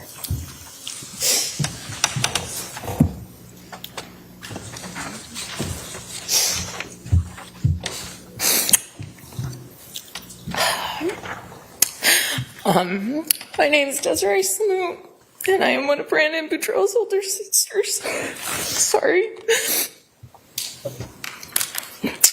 It is extremely hard for me to explain just how much my brother means to me and how much the decision of Lori Daybell and others to conspire to shoot him on October 2nd, 2019 has impacted my life and my family's life. Nothing prepares you to hear your dad tell you that someone tried to shoot and kill your brother and that they missed him by inches. The shock, anger, helplessness, and fear you feel is unimaginable. Our lives were completely changed after that day. I saw my brother in person a few days after the attempted shooting, and I will never forget that moment. I can still see him today. His face was so full of fear and shock. He couldn't comprehend what had happened to him. He feared for his life and for his children. As an older sister, there's nothing you want more than to protect your brother, and I couldn't do anything. I couldn't take away his fear and pain. I couldn't fix this. I can still hear my brother's voice as he broke down on the phone. He cried to me, asking how he was supposed to explain this to his children when they were older. How was he supposed to tell them that someone who was supposed to love him tried to take his life? The heartache in his voice broke me. I knew that this was a reality that he was going to have to face at some point. The trauma for him and his kids will never be completely over. The following months after the attempted shooting of Brandon, my husband and I lived in constant worry and fear as we tried to help support Brandon and my nieces and nephews. During this time, my husband was called by my dad and asked to rush over to their house because there were people there that we were really scared of. I remember being terrified for my brother, my nieces and nephews, my parents, and my husband. During that time, we also lived in fear that someone could possibly show up at our house. We had my brother and my nieces and nephews at our house quite often, and we had to be so vigilant in being aware of our surroundings because we didn't know if people were going to show up, people that were trying to hurt my brother. The stress and fear greatly impacted my husband and I as we tried to appear normal for our own kids and for my nieces and nephews because we didn't want them to be worried. Our work lives were impacted as we tried to balance our jobs with the stress and fear we were experiencing. I have never known fear like what we experienced for those few months after the shooting. Eventually, my brother was so scared he decided he needed to take his kids and go into hiding because he didn't feel safe. My mom, my sister, and I decided we would split up the time and each go and support Brandon and help with the kids. I took off a week of work and left my own family to try and offer a little bit of love and safety to my nieces and nephews whose lives had been completely changed because of others' choices. Brandon and I worked hard to try and keep everything normal for his kids while both of us were scared and worried. We didn't want the kids to feel our fear, but we were scared. The amount of stress this balance put on us was extremely hard. We both could feel it. I could see the stress and anxiety on my brother. He was trying so hard to support his kids while he trying to find a way to keep them safe. Family means everything to me, and I am extremely protective of mine. I have felt so angry and helpless because I haven't been able to fix this for my brother and my beautiful nieces and nephews. My heart aches for the realities my nieces and nephews will have to face as they get older and realize what happened to their dad and how all of this impacted their lives and will continue to impact their lives. It is not fair, and I hate it. I have to talk to my own kids about the fact that someone tried to hurt their uncle, someone they love greatly. These are not things any parent wants to have to discuss with their kids. How do you explain this evil act? How do you explain to them that their cousins who they love so much will forever be impacted by this? For the past 6 years, our family has rallied together during this nightmare. And we have become stronger. We have uplifted each other and supported each other. We have prayed for someone to take accountability, to show a little bit of remorse for the pain and heartache they have caused to Brandon, his children, our family, and all the families affected. We have not gotten that. That is really hard for me to accept. I pray every day to be able to forgive people who have caused so much heartache and pain to the people I love. I am grateful for the justice Brandon found in June. I am grateful for the people who worked for that. Today I am asking the court to take into consideration how much these acts have impacted my brother and his kids, how much it impacted all of our family and all the other families. Please help Brandon find a little peace as he strives to put his life back together and keep his family safe. Thank you. Thank you. Next is Danae Boudreaux, Brandon's other sister.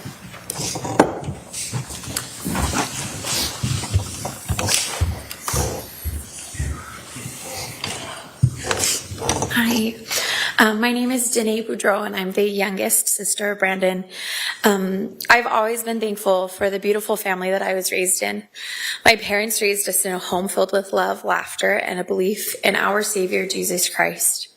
I'm lucky to have meaningful relationships with all 5 of my older siblings.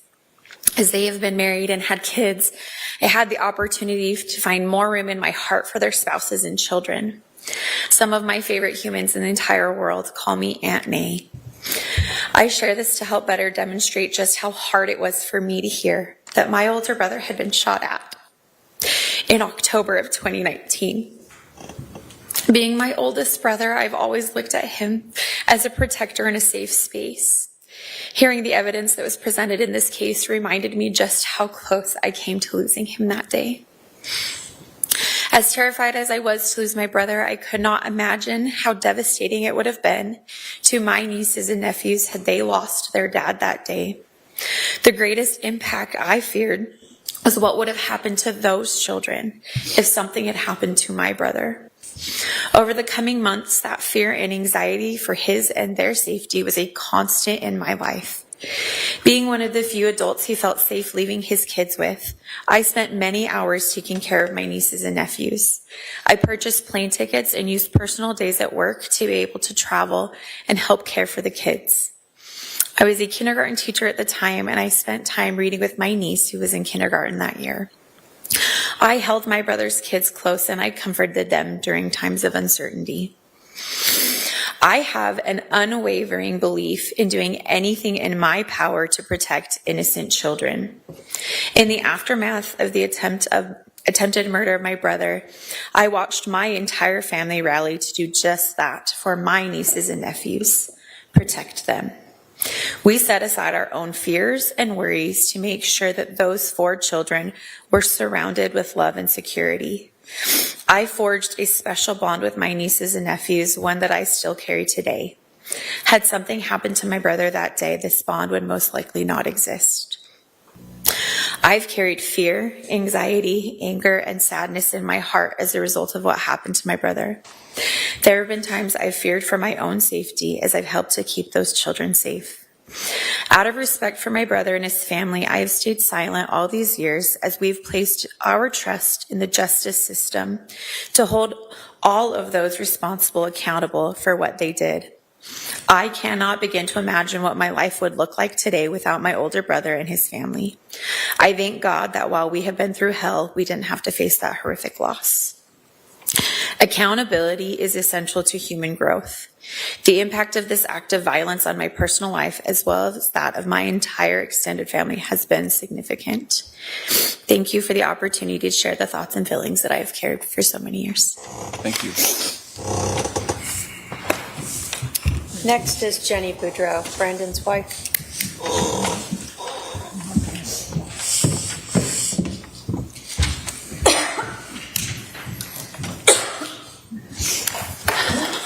My name is Jenny Boudreaux, and I am Brandon Boudreaux's wife. First and foremost, I want to thank all those that have spent countless hours in bringing justice to not only Brandon, but to Charles, JJ, Tylee, and Tammy. Today, I stand here today as a voice for the pain and lasting trauma caused by the attempted murder of my husband, Brandon Boudreaux, on October 2nd, 2019, a day that none of us will forget. That morning, Brandon was driving near his newly rented home in Gilbert, Arizona, when a bullet fired by Alex Cox under the direction and planning of Lori Vallow Daybell and other co-conspirators, missed his head by merely inches. Just inches. One moment, one shot. A moment that should have taken his life, but didn't. And yet, that near-death experience has forever changed his life and mine. When I met Brandon, I saw a man with one of the biggest hearts I have ever known. But it was a heart that had been bruised deeply and wounded by betrayal from those he trusted most. To to be hunted by people who were supposed to love and protect him. His own family left scars that go far beyond physical danger. It robbed him of a sense of safety. It shattered his ability to fully trust. It forced him to live in fear. For months, Brandon was living in hiding, moving from place to place, always looking over his shoulder. The people who wanted him dead still were out there, and he knew they were not finished. After the horrifying news of the murders of Charles and Tammy, and especially Tylee and JJ, children he loved, and he knew, Brandon had countless sleepless nights. The fear became constant. I will never forget the night when Alex and another showed up at his family home searching for his children and Brandon.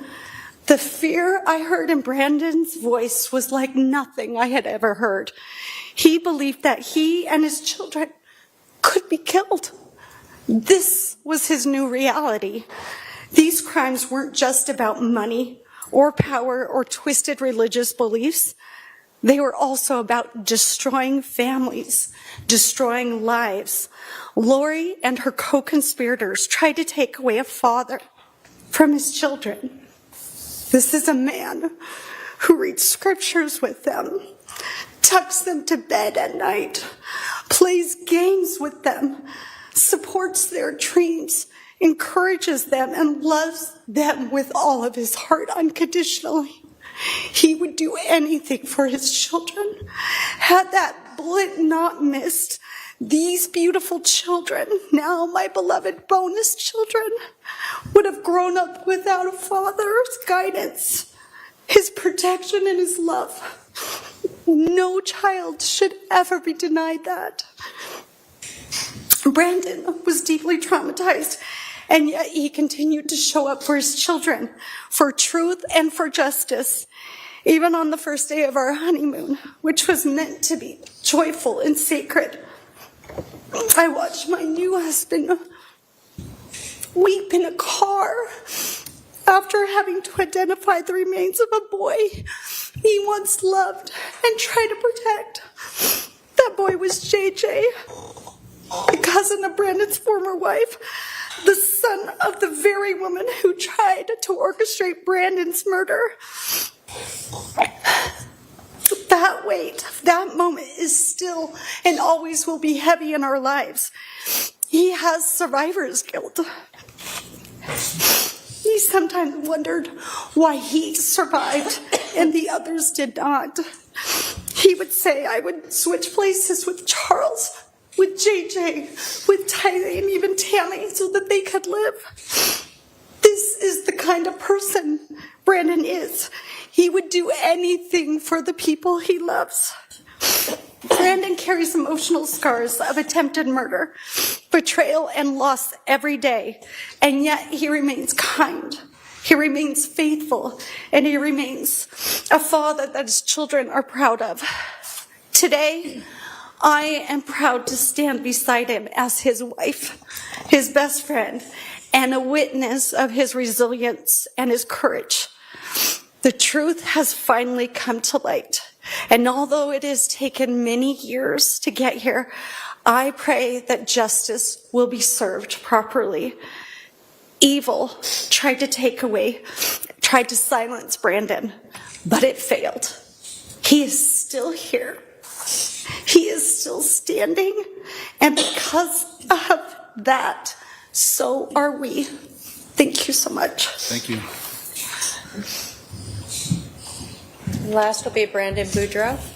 After Brandon speaks, we'll need to give the court reporter a short break, so I'm just letting everyone know.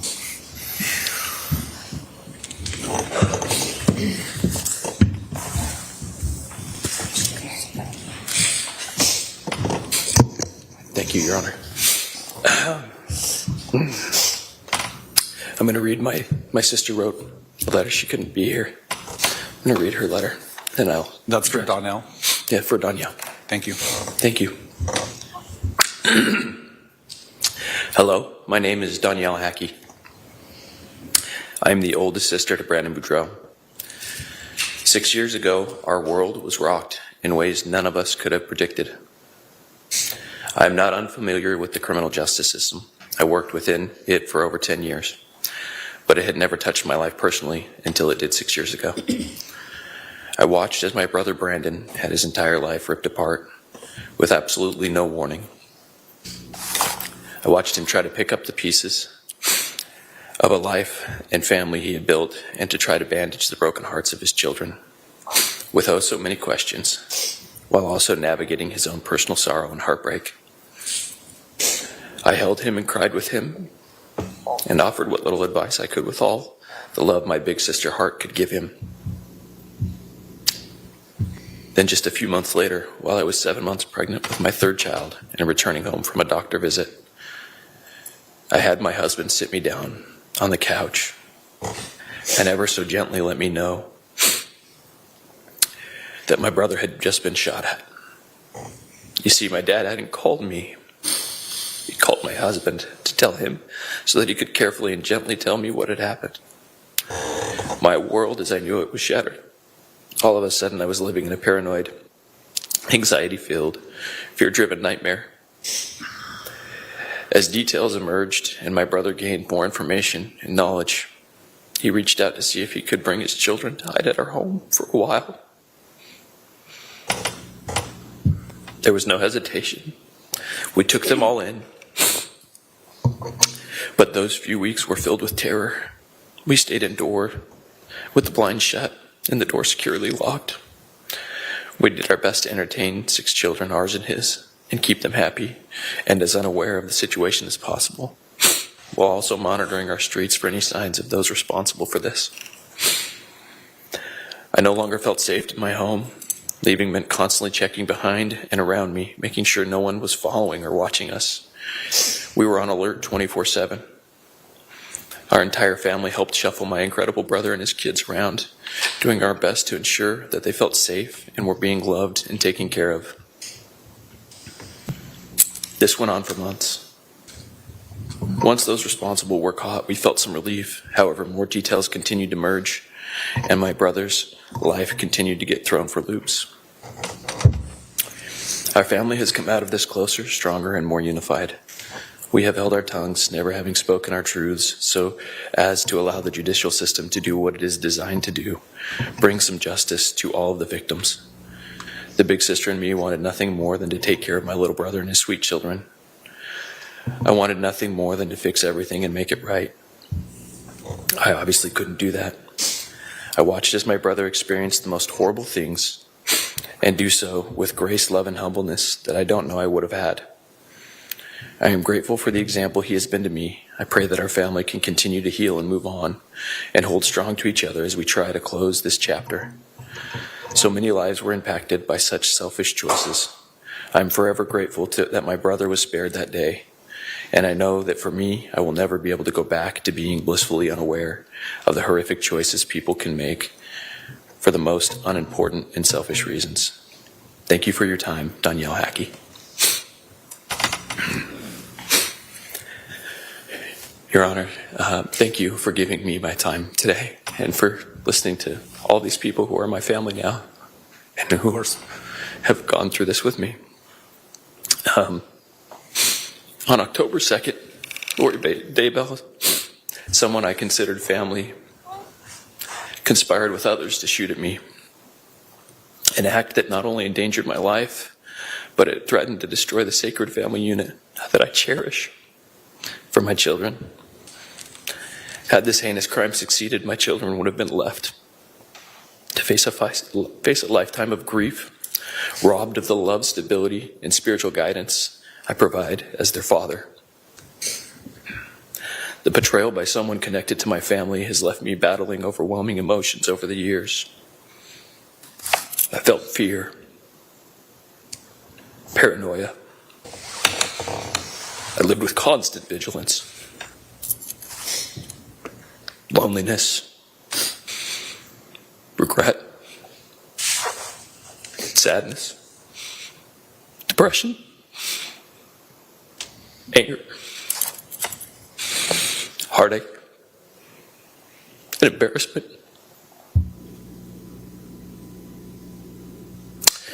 All while striving to remain a beacon for my children. I didn't want them to see.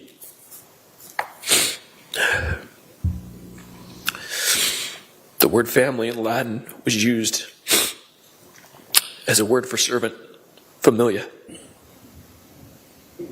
How beautiful to think of those who are family as those who we serve or who serve us freely without the thought of reward. I try to live this truth every day, serving my children with selfless dedication, nurturing their dreams, teaching them resilience, and providing a foundation of love. Lori Daybell's actions sought to tear me from the sacred role, leaving my children without the father who serves them with unwavering devotion. Trust is something that is intangible. It can almost, excuse me. It can almost be measured in interactions with others by the speed and comfort with which we speak. We can see this inside our families. When it's present, it creates beautiful, safe spaces where human beings can grow and feel loved. As a father, I strive to cultivate this trust, fostering a haven where my children feel secure to grow and express themselves. Had I been killed, this trust would have been shattered, leaving my children vulnerable to fear, uncertainty, and struggling to rebuild the safety that they deserve. I believe the family unit is ordained of God, and as such, it can be the most safe and sacred space we have in this life. I was raised in such a unit by parents who created this for me. And my life's greatest desire is that one day my children will look back and say that I created that for them. This divine calling gives me a drive to provide a nurturing and sacred environment for my children, mirroring the love I received. The choices that were made on October 2nd by Lori and others attempted to end my life. They threatened to rob my children of this God-ordained sanctuary, denying them the legacy and safety of love I strive to build. Research underscores devastating impact of losing a father in early childhood. 20 to 30% of bereaved children develop clinical depression or anxiety, grappling with abandonment. It can hinder their ability to form healthy relationships. My children would have faced these scars and many more. Their sense of security would have been destroyed. The violent act orchestrated by Lori would have taken this. Additionally, children who lose a parent experience academic setbacks, social withdrawal. Studies show that such children face socioeconomic challenges as adults, threatening the stable future I work tirelessly to provide. Besides my children, I have extended family for whom this conspiracy's toll I will never truly know. There's no measurement system for our grief, for our stress, for their pain and their trauma. They carry a burden that was no responsibility of their own. They're good people, all of them. But they showed up. They understood what family meant. They postponed work. They postponed life. They postponed fun. They even put out their own children and their own spouses.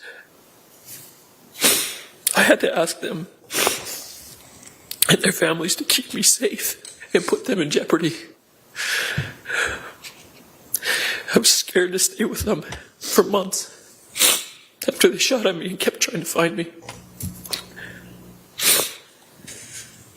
I was continually pursued. When I asked my new wife to marry me,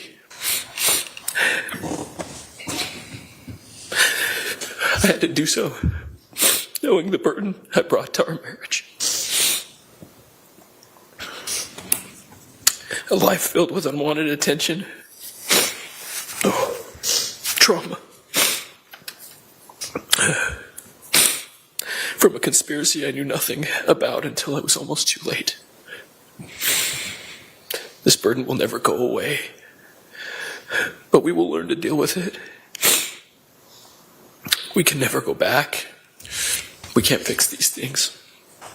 There's no way to make right all the injustice and suffering that we've endured. So my greatest hope is that we can protect others from facing it. I hope those who participated can be removed from a place where they can have a chance to hurt anyone ever again in the future. No one deserves to live a life of fear and trauma. I have friends who stood up and put their lives on hold to help me and my children. I don't know how to convey to you the fear they must have felt. To just be involved with me or around me. As others conspired and continued to come looking for me. I can't imagine the impact it had on them after the fact or during, and some of them had to distance themselves to keep their family safe. Finally, this overwhelming toll and conspiracy has had so much effect on those who are called upon to uphold our laws, and to those that I employed to try to protect my family. I would include attorneys, law enforcement, juries, yourself, your staff, all the people who have to deal with this. We've spent countless hours and precious resources from our community's taxes, mine and my family's personal finances, striving to prove exactly what happened, and most importantly, to keep children safe.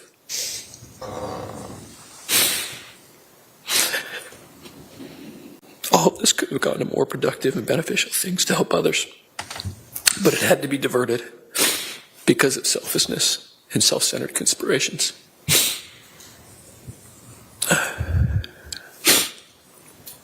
Your Honor, I'm a believer in forgiveness, and I believe it can be relieving for people to let go of the feelings that I've been describing, to give them away to their Savior, so that there's more room for good feelings and things that can come in this life. I try to practice this. I'm not perfect at it, but I have found relief in it. But I do not believe that this means that we can trust those who commit crimes to continue to have freedom that they had before. I choose to forgive Lori for myself so that I can be able to be a better father to those children I described. Be a better husband for my new wife. A better son and brother to these wonderful people who came.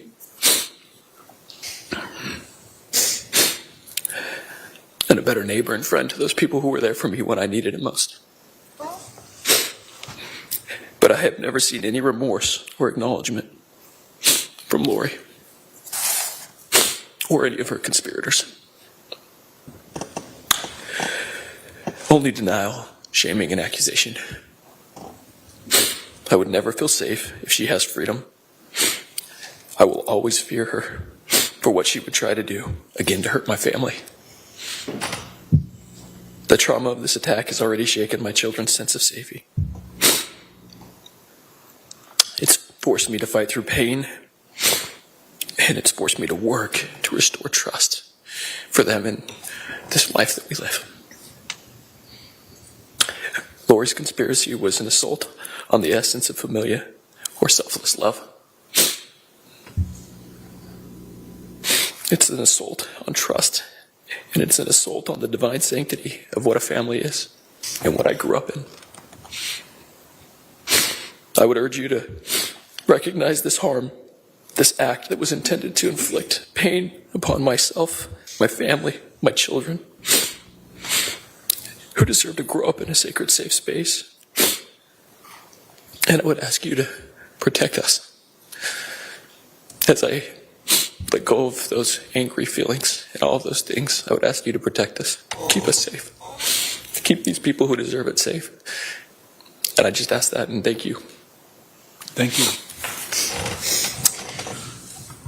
We're going to take a short recess of about 10 minutes. You may wish to remain in the courtroom in your seats, but if you do need to use the restroom, you might want to do that at this time. All right.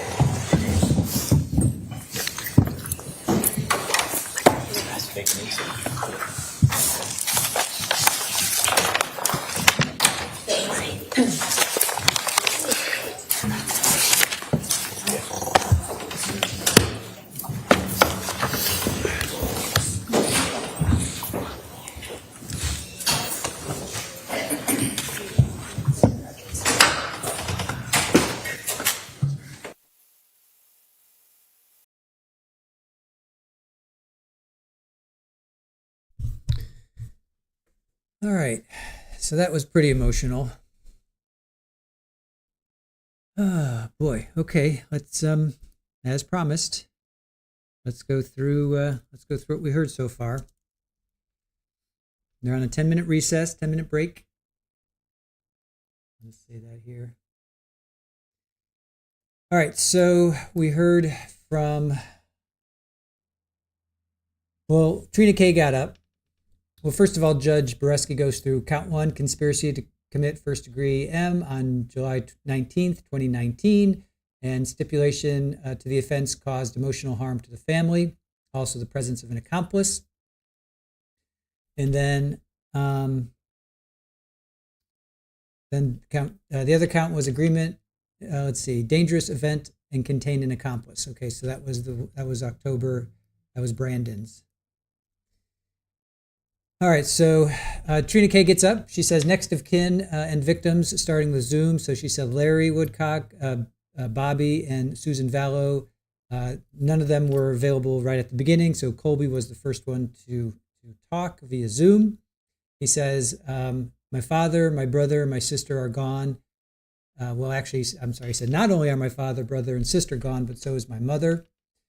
In the middle of the day, he was alerted that his father had passed away. He arrived at her house. He was told about a heart attack, and he said that was not true. So I guess she told him that Charles passed because of a heart attack. He says that was not true. He had been shot. He said JJ was asleep. So he went to his home. He went to his wife and his young baby, and he completely broke down. He said JJ must have been so sad and confused not to be able to express his feelings. JJ and Tylee disappeared, and they were found in Lori's new husband's backyard. Then he addresses Lori. He never calls her mom, as you guys know, I'm sure. He says, I want to address Lori Vallow now. He says, you claim to be spiritual, but when did Jesus commit adultery? When did Jesus commit fraud? When did he tell us to lie? I believe Lori is the family tragedy. And then Larry Woodcock got up, and he definitely had some fire. He had some fire in his he had some fire in his soul. He says, I know where you're going to be until you die. You're going to be in an 8x6 cell with a steel cot, a desk, and a stainless steel toilet. Somehow that came out as toilet. He says you're going to be there 23 hours a day. I hope you spend the rest of your life regretting your choices. You made them, your husband, if that's what you want to call him. Charles was the best thing that was ever in your life. I will never call or speak your name again. And he goes, murderess. You are nothing. You killed Tylee. Did you enjoy it? Look at me, Lori. Did you enjoy it? Oof, man, then he really brought it. Did you dance around the fire? Did you enjoy it? And then the most precious thing, a 7-year-old autistic little boy, God's present to Kay and I. He says, look at Todd. Turn around and look at him, Lori. That's the last time I will say your name. So Todd is JJ's biological father. He talks about you wrapped up his hands. You wrapped him up in duct tape. May God have mercy on your soul. And don't count on God where you're going. You're nothing, murderess. I can't stand you. I despise you. You murdered JJ. You murdered Tammy. I'll always believe you murdered Alex. You're worthless. I can't believe 6.5 years of putting up with you. You're not worth it. The 4 murders you're accused of are the ones they can prove. He says you tried to kill me coming back home from Hawaii. He says, but I beat you. I'm able to sit here and laugh at you.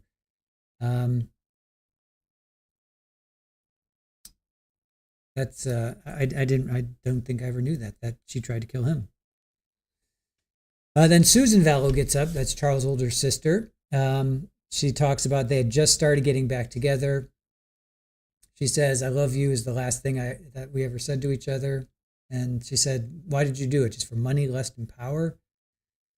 And then Todd got up. Todd Trahan got up. That's JJ's bio dad. So he says, "I deal with regret and torment of giving up JJ. I'm here today to forgive you. I know what it's like to be in prison. I was there when I gave up the rights to my son."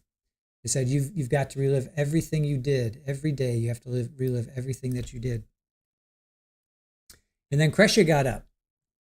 That's Kay's daughter. Kresha has a channel. She's on Joe Schmo's show. They collaborate quite often. So if you guys are interested, go check out Joe Schmo and or Kresha. They both have YouTube channels. So she said the initial grief was compounded by horrific detail of his death, meaning Charles, of course. Charles was fighting for his life and future long before his death. Changed his life insurance for his special needs son. She said that Lori, there's talk of spiritual swords and armor. That was a fabrication. And then she kind of gets choked up. She gets emotional and she's like, oh, wow. She's starting to feel it. Tylee was a bright, blossoming young woman. The connection was from another marriage, but we considered her one of us. Desperately clung to hope of her return. It was soul-crushing finding out about Tylee. She was extinguished so violently. Then she talks about JJ. JJ, my only nephew, was a sweet, innocent little boy that brought immeasurable joy. Her, meaning Lori, his uncle, and his mother, and his mother's side piece preyed on a 7-year-old autistic boy and snuffed out his life. He loved dinosaurs. Then she talks about Lali, right? Laura Lee, that was the daughter or sister that passed away very, very young. Lali was lost. The hard truth is sometimes infants just die. So mother, meaning Lori's mother, couldn't sit with that. So she taught Lori that she was Laura Lee. She was taught that she didn't matter, meaning Lori didn't matter, that Lori had no voice. Then she gets into she was violated, meaning Lori was violated. Not sure by who or when, but Lori knows. The memory lives in her cells. She's crediting Megan for that. So they're bringing up Lori's past of SA. Let justice win for Charles, JJ, Tylee, and I can't forget Tammy. Then Kay got up. All right, I'm going to try and make it through this one. So then Kay got up. So she, bless her heart, she goes to the witness stand. I'm like, yeah, go Kay, go to the witness stand. And they're like, nope. you got to come down to the podium. And she talks to the advocate. She's like, can I sit up here? Or she wanted to sit up on the witness stand. So then she starts out, Your Honor, I stand today before you to honor my brother, Charles. He was more than my brother. He was the backbone of our family. He was a true Southern gentleman. She turns to Lori. First, let me say this. And then Trina comes up and says, no, you have to address the court. Which was interesting because we literally just watched, was it Monday or Tuesday? We watched, Wednesday. Watched BK's sentencing and victim impact statements. And they were allowed to address him. They were allowed to yell at him, swear at him, do everything, other than go right at him. But yeah, they were allowed to address BK, but not this court. So Charles is not your husband. That disgusting monster Chad is. You wanted to be Miss Texas. You were on Modern Family. Didn't know that. You spent your entire life chasing fame and validation, but you have failed. Did you shoot Charles? You kept asking in court about the gunshot residue. Then she asked the law enforcement, prosecutors, and advocates from Idaho to stand up. And they all do. Kay continues, they worked tirelessly to bring you to justice. Chandler PD didn't believe in your BS. We were under conspiracy, fraud. How long bodies lay in the ground while you danced on on the vacation. You're a manipulator. You're a coward. You're a parasite. Charles loved you and you betrayed him. The truth doesn't lie. This courtroom is full because you're a sideshow freak. Oh, I think they're coming back.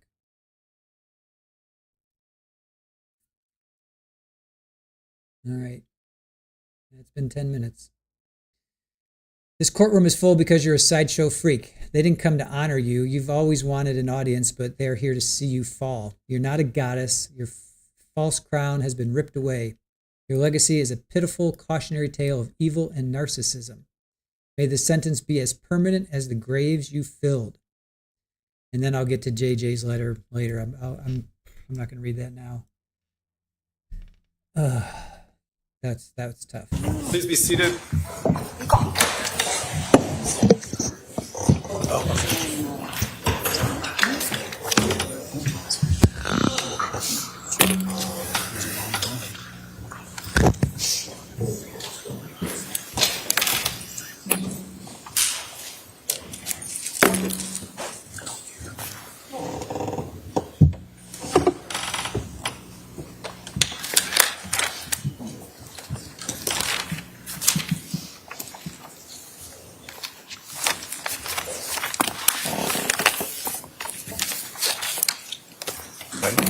Back on the record in CR 2021-001704, CR 2022-001242, the state can continue with its presentation. Thank you, Your Honor.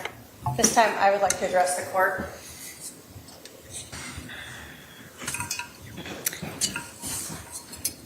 Lori Vallow Daybell, in the jury trial for Charles Vallow, told the jury that the case and murder was about a family tragedy.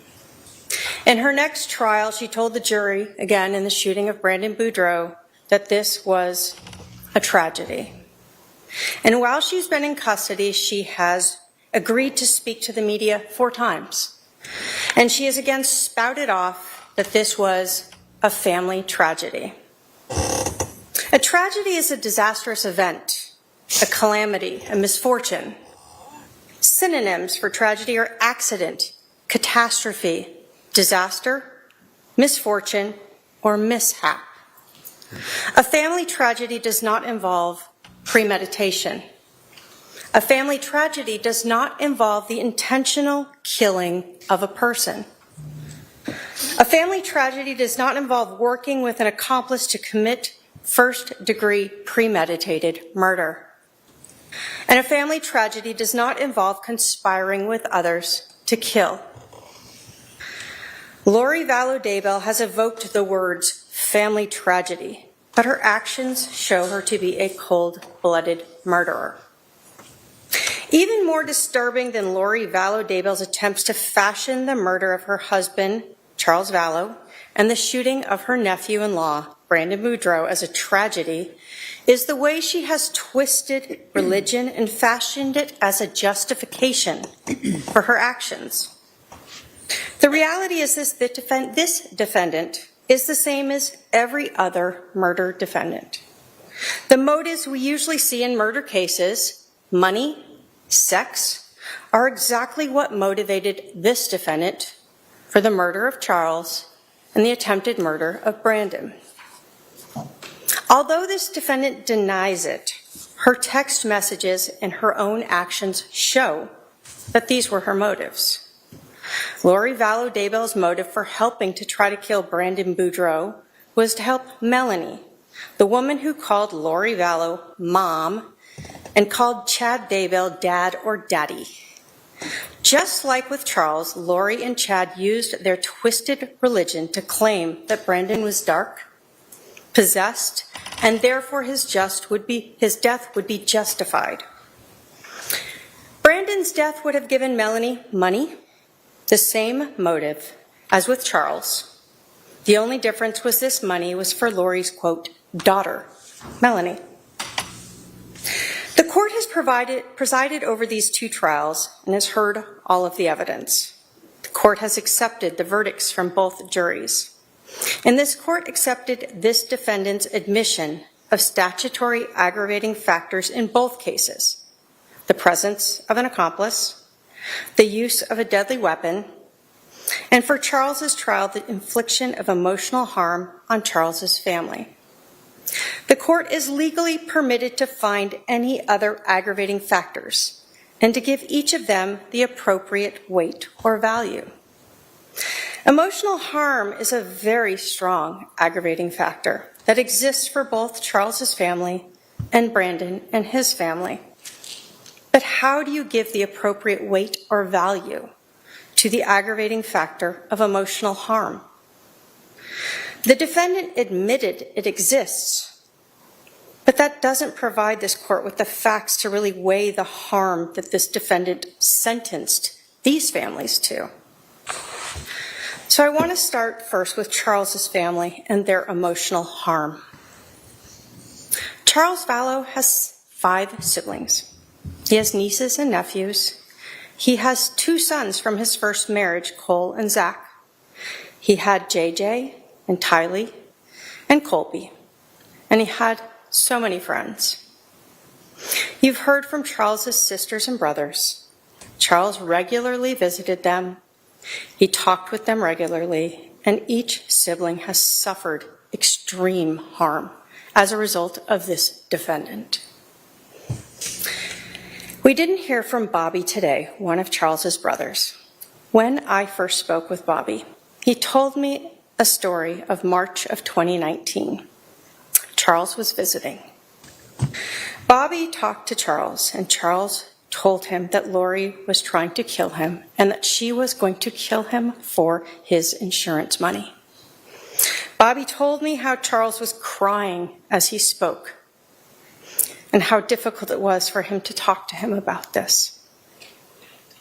Bobby told me how much he misses Charles and that it felt like someone had cut off an arm or a leg. That's the pain that he suffers to this day.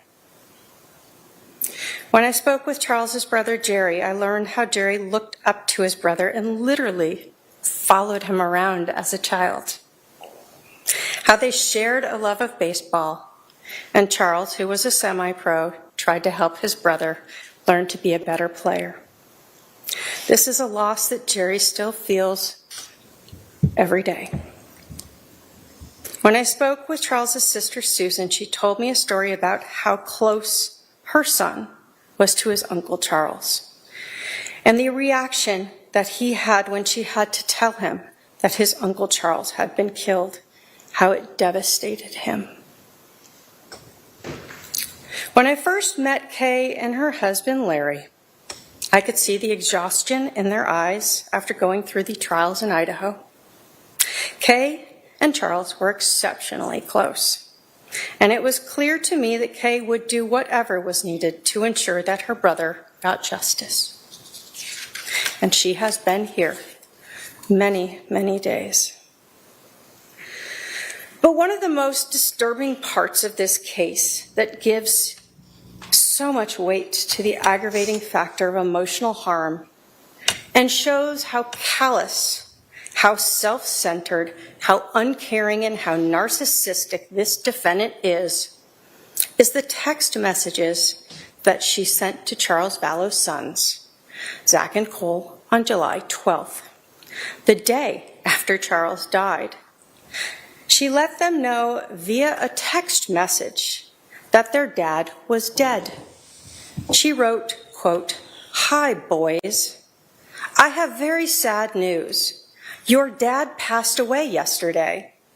I'm working on making arrangements, and I'll keep you informed with what's going on. I'm still not sure how to handle things. Just want you to know that I love you, and so did your dad." One of Charles's sons texted back, "Lori, what happened?" Lori Vallow knew that Alex Cox had shot and killed Charles, but instead of being honest or caring about his sons, she lied and told them, "We are still waiting on the ME report. I'll let you know more when I can." Charles's sons texted again and again, and at one point, one of them indicated, "You can't just tell us Dad died and disappear." On July 15th, One of Charles's sons texted Lori and said, quote, "Okay, Lori, it's been 3 days. You let us know our father passed away over a text message. 3 days and we haven't heard from anyone. The only information we have is the one text from you saying he passed away. You disappeared after that. We need any information you have. What happened? When did it happen? How did it happen? Where is he now? Are there any funeral plans? We talked to him all the time and now he's gone. He was our dad and we loved him very much. We deserve answers." Lori Vallow Daybell never answered their questions about what happened to their dad. Instead, she lied to them and said she was planning to cremate Charles and take all of them to Hawaii to spread his ashes. Instead, this defendant FedExed Charles's ashes to Louisiana and took Chad Daybell to Hawaii. This court has heard from just a handful of the people who loved and cherished Charles. There are more in the courtroom and many more who could not be here. Each one of them will never be complete again. This defendant damaged every one of Charles's family members and friends when she helped orchestrate his murder. This court is in possession of lifetime injunctions for Susan Vallow, Jerry Vallow, and Kay Woodcock. The state asks that you sign those and serve them on the defendant. The state also provided to the defendant hard copies of the restitution requested by Kay Woodcock for travel, food, and housing. All the things she had to do to be here in this court. The total amount of restitution for Kay is $8,949.52. The state asks that you order that restitution. The court also heard from Brandon Boudreaux and his family. Brandon survived his attack, but he suffered for months, fearing he would be killed. Brandon left Arizona to hide from Lori Vallow, Alex Cox, and Melanie Boudreaux Pulowski. Brandon is the person who tied this case to Charles's murder, and he alerted the police when he saw that Chad Daybell's wife had died, and he knew all of these things were connected. Imagine living in absolute fear that you could be shot and killed at any given time by people who were your family. Knowing a bullet had hit your car just a couple inches above your head. This is the emotional harm that this defendant thrust upon Brandon and his family. The court is in possession of lifetime injunctions for Brandon Boudreaux, and the state asks that you sign it and have it served upon the defendant. Brandon asked to keep restitution open. He will be requesting that later. As I said earlier, the court has to weigh all of the aggravating factors that have been stipulated to by this defendant, all of the aggravating factors laid out in the state's sentencing memorandum, and the aggravating factors expressed to this court by the next of kin and victims, against any alleged mitigating factors this defendant might present. There is no doubt that the aggravating factors substantially outweigh any alleged mitigation. The volume and weight of this defendant's actions and the aggravating factors support running each of these defendants' convictions consecutively to the others. Because of all of the aggravation, this defendant's actions, the state requests that this court run Brandon Boudreaux's case consecutively to Charles Vallow's case, and that these two conspiracy to commit first-degree murder convictions from Arizona be run consecutively to the sentences in the defendant's Idaho murder case, CR 22-21-1624. Thank you. All right. Would the defendant like to address the court or present any witnesses? Yes, Your Honor. Can I remain sitting? Go ahead.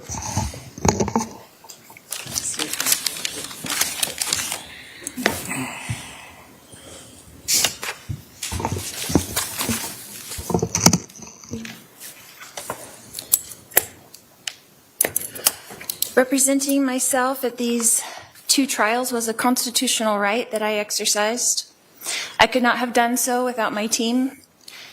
Annalena Ramirez, my paralegal, Jeff White, my investigator, and Pamela Hicks and Robert Abernathy, my advisory counsel. I acknowledge their diligence and hard work in helping me exercise that right. They worked tirelessly, and I appreciate them. Representing myself, I have learned much about the law through this process, and I'm grateful for the knowledge that I have gained.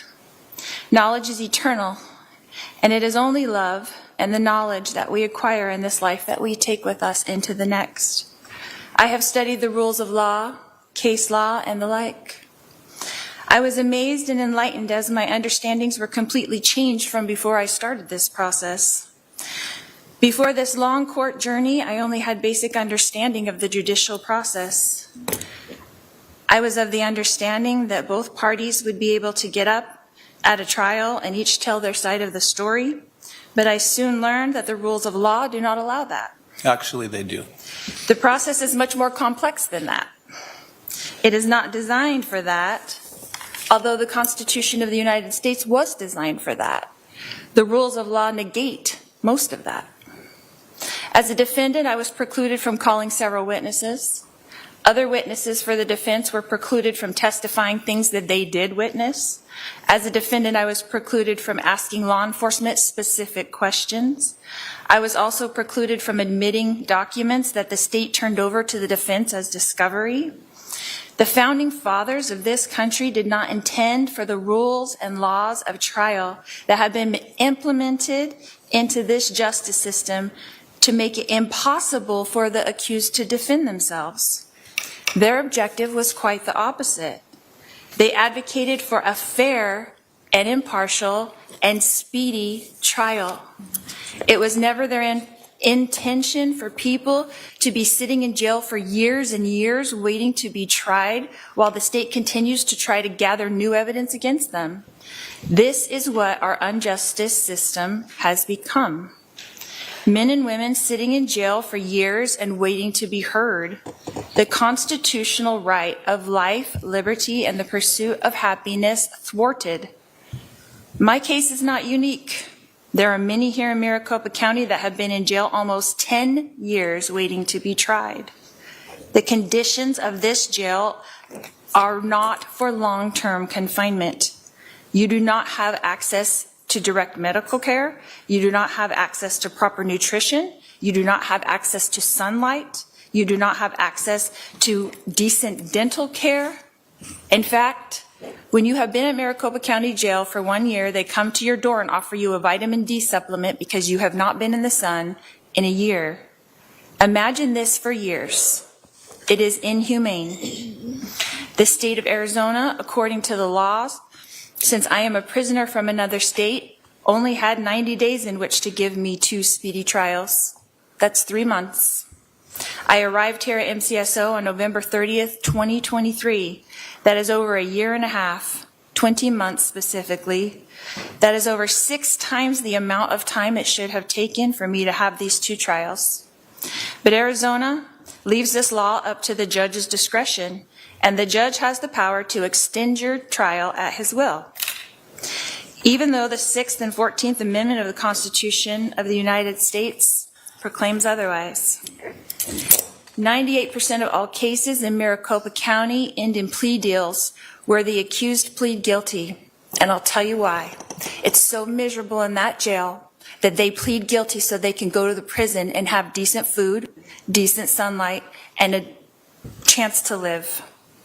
2% of all cases in Maricopa County that actually do go to trial, of all the cases that actually do go to trial, only 0.2 end in acquittal. That is 1 out of 1,200 people who go to trial go home. That's actually not the correct stat. Is that a system designed to convict you? The rules of law governing trial assure that. As you witnessed in my 2 cases, the judge supports the state to achieve this outcome. So here we are. The state of Arizona has accomplished its intention. 1, to extradite me from Idaho. 2, to convict me. And 3, to add to my ledger of lifetimes. The state used countless taxpayers' money to transport me, house me, millions of dollars to wrongly convict me on 2 charges that they made sure judicially that I could not defend myself against.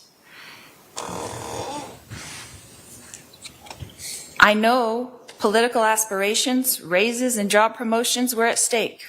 So congratulations. I was convicted in the media long before I went to trial. We all know that there was no way for me to come to Arizona and get a fair, impartial, or speedy trial. And now that fact has been proven. The state of Arizona brought me here when I was already serving 5 life sentences.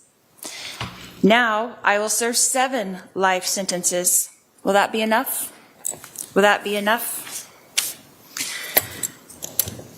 I want everyone to know that I mourn with all of you. I am sorry for your pain. Losing those close to you is painful, and I acknowledge all of the pain, and I do empathize. I feel it too. If I was accountable for these crimes, I would acknowledge it, and I would let you know how sorry I was. But I have witnessed for myself what it is like to leave this mortal existence and return home when I temporarily died in the hospital giving birth to my daughter, Tylee. When our spirit leaves our body and we return to the pure energy state in the spirit world, we immediately no longer feel hate, anger, envy, or resentment. I promise you. We come to earth to experience these emotions, but these emotions are immediately replaced by a blissful, heightened sense of peace, love, joy, and well-being. The moment our spirit leaves our body, we feel more alive than we ever did on earth. And we have deep empathy for those we have left behind. We do not want our loved ones to grieve or be sad. We know that they will because that's a mortal experience, but they come to comfort us. We immediately know the minute you leave your body, you are aware of who you are, why you came to earth, and that we will all be together again soon, and that this separation is only temporary. All of the cares and pressures and problems immediately melt away. And after comforting our loved ones, we move on with our eternal life, continuing to pursue knowledge and wisdom and understanding in eternal progression. Heaven is a very busy and happy place where everyone is engaged in projects that they love to do. That includes Joshua, that includes Tylee, that includes Tammy, that includes Charles. No one there, none of these people are seeking revenge or justice. So although we miss our loved ones, and I do too, I assure you that they are busy and happy and peaceful. I have felt the kind of contentment that they feel now, and I try to duplicate that here. So whether I'm giving 5 life sentences or 7 life sentences, I will continue to try to uplift and help and strengthen those around me. It does not matter where you serve on earth as long as you do it with love. It doesn't matter if I'm given 7 lifetimes or the death penalty like my husband. What things look impossible to man are easy for Jesus. Jesus tells us in the Bible not to judge, but this whole entire justice system is just that. So I want you to watch, because God will show the world great miracles. I will continue to love everyone I come in contact with, and I will turn this battle over to God. If this is God's battle, then the math doesn't matter. 7 lifetimes, or the death penalty, doesn't matter. God's miracles will abound. When a soldier goes off to war, he is a soldier. When a soldier comes back from war, he is a warrior. And Jesus is in the prisons. He is turning his soldiers into warriors. For the prisoners shall go free. Sometimes victory doesn't look like victory until it's finished. Prisoners who have been told that they will never go free will be free. And I want you to expect miracles, and I want you to watch for them, because you will see. We fear not what man can do, because God's warriors surround us. When the battle is relentless, and this one has been for over 6 years, remember, God is building his army of warriors in the prison system. He is turning Sauls into Pauls. When Jesus is sending his servants into the prisons to prepare his warrior team, we will be there only until this purpose is complete, and then the warriors will walk free. We are redeemed by Jesus Christ, so we are free right now. But his chains will break. Prison walls will fall. The power and majesty of God will be revealed. When Jesus is ready, he will call his warriors from the prisons, and we will walk free, and we will serve him. I will quote Moroni, the great prophet, from Moroni 8:16, and he says, "Behold, I speak with boldness, having authority from God. I fear not what man can do, for perfect love casteth out all fear."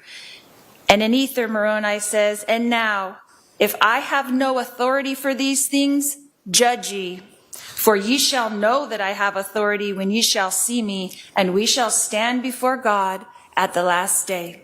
Do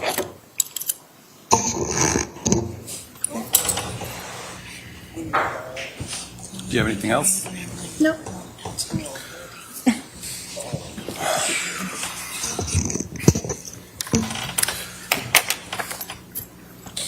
In this day and age where truth seems to matter little to our talking heads on the news and to our politicians, I'm proud that this trial court, and through our jury trials, we draw on the collective wisdom of jurors to determine the truth. As I said in my jury instructions to the jury, it is their job to determine the truth. The defendant spent several minutes talking about statistics and being prevented from presenting her side, and that is not the truth. Maricopa County is a court of innovation. We virtually screened hundreds of jurors, and we kicked off jurors from service that had ever even heard of Lori Vallow. So when she says that she couldn't get a fair trial in Maricopa County, that is not the truth. Your cases involved 24 separate jurors who deliberated and reached verdicts on these two cases. They represent a broad cross-section of society, which means these two verdicts represent the decisions of our community, not the view of a single person, not the view of a single prosecutor, and not the view of a judge. The collective decision-making of juries helps to reduce individual biases and errors in judgment. 12 jurors in the first case unanimously agreed that proof beyond a reasonable doubt established you conspired to kill Charles Vallow. And 12 separate jurors in the second case, again with no prior knowledge of you whatsoever, no knowledge of your notoriety, unanimously agreed you conspired to have Brandon Boudreaux killed. Many people have asked why the state bothered to extradite you and bring you to Arizona, given the sentences that you received in Idaho. Trials are not just about seeking accountability or punishment from those who have committed crimes, but to give the victims of crimes justice and acknowledgement of the impact of being a victim. Justice demands not only recognition of the pain inflicted, but a firm response that upholds the dignity of every victim harmed by the actions of someone who has shown blatant disregard for humanity.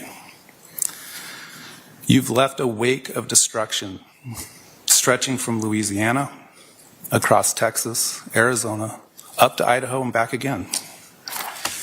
Anytime a person victimizes a single individual, the ripple effects of their actions extend far beyond the immediate harm. And you have not victimized just a single victim, but many. You've shattered lives, you've undermined trust, you've sowed fear in the hearts of many. I can't imagine what Brandon and his family went through for those months, hiding, Charles's family wondering who's next. Is someone coming for them? Jenny said a lot of the things I was already going to say to you, Brandon. I'll just touch on a couple of them. I had wondered during the trial whether you suffer from survivor's guilt, and she confirmed that for me today. I also remember looking at you in the back of the courtroom trial, and just, you have this look about you of a wounded individual. I hope you can heal someday. To Charles's family, I just wanted to share with you that I'm sorry for your loss.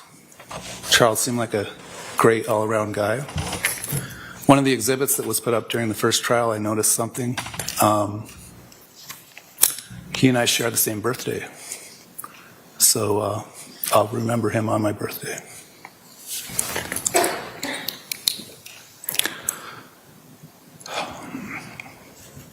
I've seen many, many cases in my career where someone faces a long prison sentence for what amounted to one split-second bad decision. You are not that person. The amount of contemplation, calculation, planning, manipulation that went into these crimes is unparalleled in my career.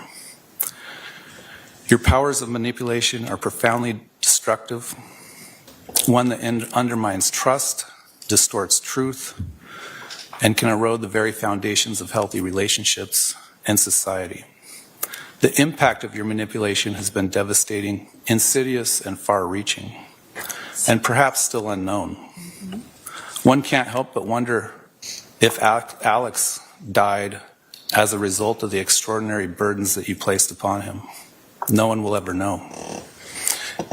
You preyed on the vulnerability of those around you, JJ, Tylee, Alex, Melanie, others. And today I heard about Colby. You specialized in exploiting the empathy and goodwill of others, turning those virtues into tools of control and harm. I think that over time, as a result of being subjected to your manipulation, those people lost their sense of self and their ability to distinguish truth from falsehood. In the face of such profound damage, a long prison sentence is not merely a punishment. It is a necessary affirmation that our society values justice, protection, and the sanctity of human life. You just referenced a Bible verse or a verse recently about the prisoners shall go free. That is not a literal verse. That is a verse about people that accept Jesus can be in prison and they will go free when they die and go to heaven. But it will take an act of God for you to go free. In short, you should never be released from prison. Eventually, the camera that you seek out so much, the media requests, will lessen over time and you'll fade into obscurity. The state has requested that I find additional aggravation. The court does find that in CR 2021-001704, the offense was committed in the expectation that you would receive pecuniary gain. In the CR 2022-001242 case, the court finds the emotional harm suffered by Brandon and his family to be immeasurable.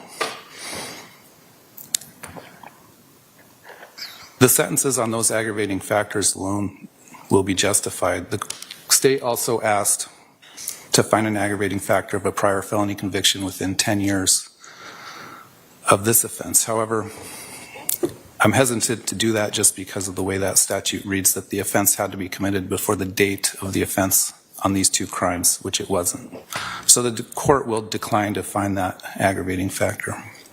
However, as I said, the substantial amount of harm to the victims and the victim's family, emotional, financial, and otherwise, are immeasurable and justifies consecutive sentences. Ms. Vallow, what's your position on Ms. Woodcock's restitution request of $8,949.52?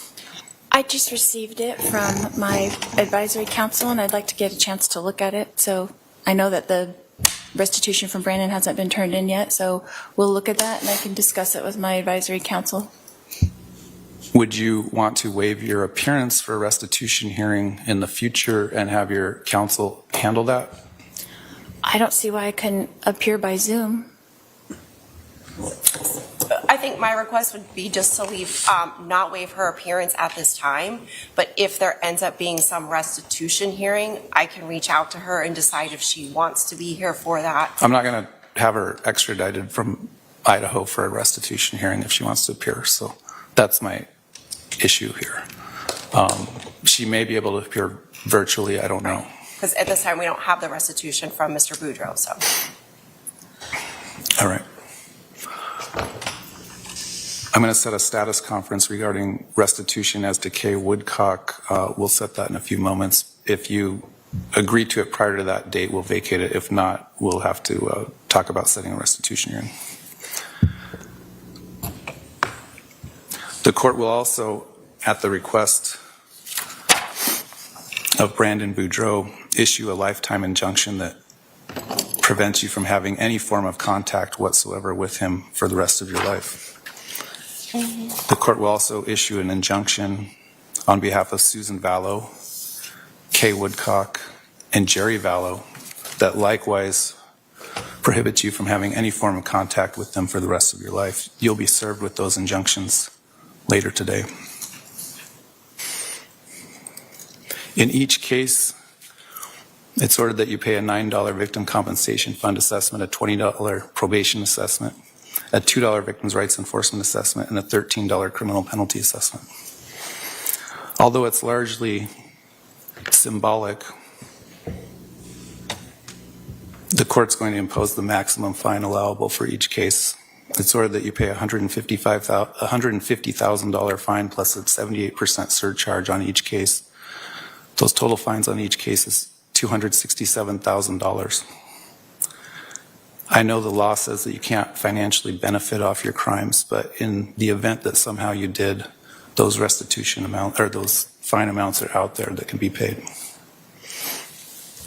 As to count 1 in CR 2021-001704, the court orders you to be sentenced to life in prison with the possibility of parole after serving 25 calendar years. This sentence would run consecutively to the District Court of the 7th Judicial District of the State of Idaho in Fremont County, case number CR 22-21-1624. As to count 1 in CR 001-242-001, it's ordered that you be sentenced to life in prison with the possibility of parole after serving 25 calendar years. That sentence also, due to the number of victims you've created in the two cases, the immeasurable harm you've inflicted on many, it's ordered that that run consecutive to CR 2021-001704. Because these sentences are consecutive to one another and consecutive to the Idaho case in which you are currently serving a sentence, you're giving 0 days credit for time served. You have the right to appeal from the orders of the court and to have a lawyer represent you. If you cannot afford a lawyer, one will be appointed for you. If instead you want to represent yourself in your appeal, you must file a written waiver no later than 30 days after the filing of your notice of appeal. If you cannot afford copies of the necessary records and transcripts, they would be provided for you at no cost. If you want to appeal, you must file a notice of appeal within 20 days of today, or you lose that right. If you want to petition for post-conviction of relief, you must file a notice within 90 days from today, or within 30 days after the appellate court issues a mandate affirming the judgment and sentence in your direct appeal, whichever is later. or you would lose that right as well.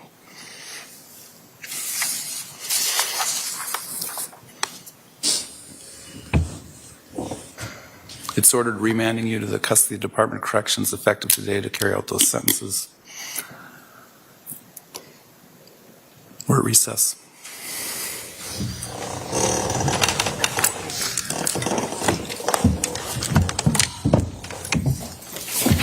All right. They don't take minutes.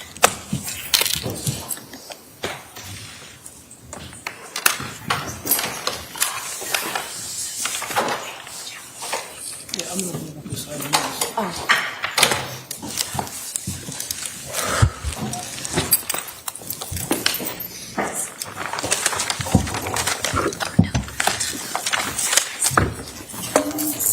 Lori, right and Brendan.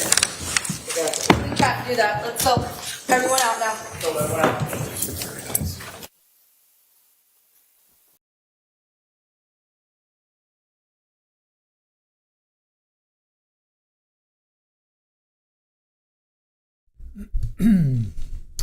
Wow. Lori rot in prison and she winks.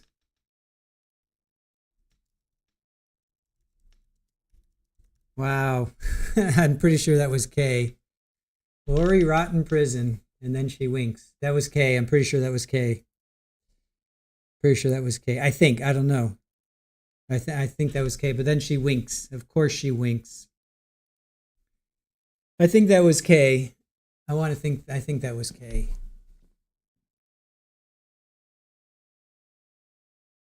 So Lori rot in prison. All right. So that's it. We usher her out. No more. After this recap, that's it. All right, let's go through it. Well, maybe I'll do something with Joe Schmo, but we'll see. All right. I got to text Joe that.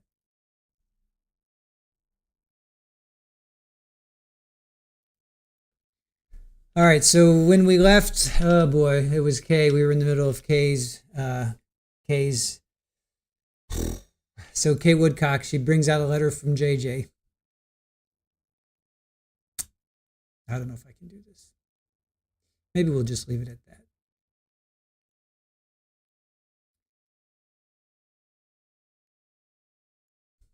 Yeah, I can't do that. All right. So we heard from Kay. We heard from Jerry Vallow. And then it was Brandon's time. So Brandon's parents, Teresa and Carlton. Brooke Boudreaux got up. Desiree Smoot, who was his sister. Danae Boudreaux, which was his sister as well. Brandon spoke as well. Let's see what else. So on the break, so Lori is smiling as she comes back in and she's talking to her counsel. So then Trina Kay addressed the court. So she says, Lori says it was a family tragedy, yet she talked to the media 4 times. She says a family tragedy doesn't involve intentional killing, working with an accomplice. More disturbing is the way she twisted religion and fashioned it as justification. Yes, East Idaho. All right, hold on a sec. There's going to be a press conference, so let's go to that. Hold on a sec.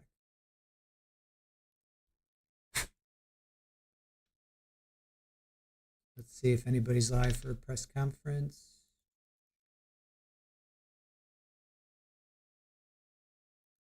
All right, we're going to stay here for a press conference. Just stick with us because we're not going anywhere. See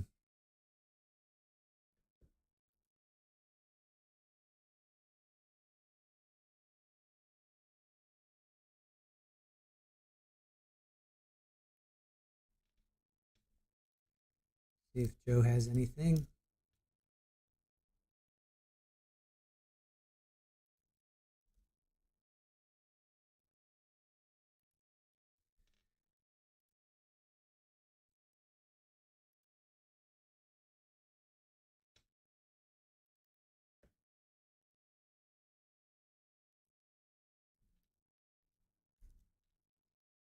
Let me see. Joe's going to be.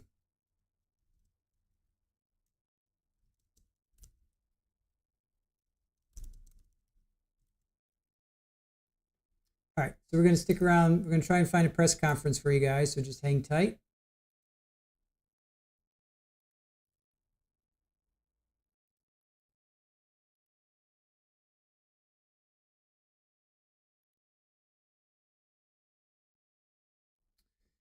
All right, so while we wait for a press conference, we're going to go through Trina K. So let's see. She said, more disturbing is the way she twisted religion and fashioned it as a justification. Her texts and actions show her motives to help Melanie. It was all to help Melanie, so Brandon's passing would give her the money, same as Charles. The court has accepted the verdict from both juries. And they have accepted Lori's statutory aggravating factors.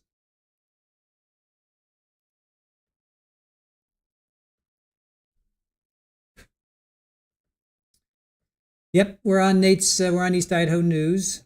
Waiting to see if there's anything coming out of there.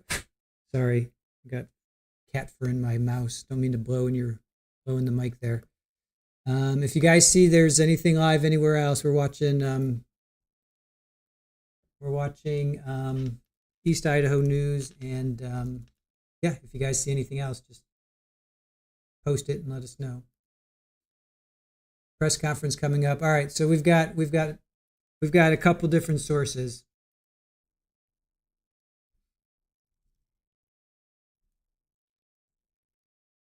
So if there is, well, there will be a press conference. Don't worry about that.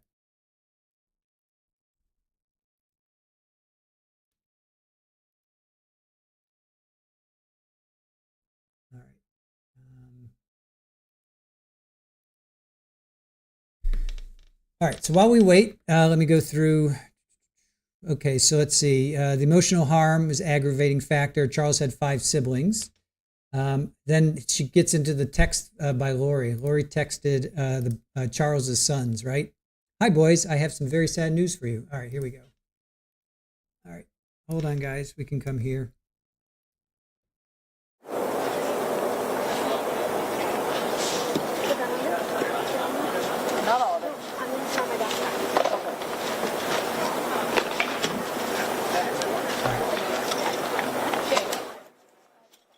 All right, so we'll wait there.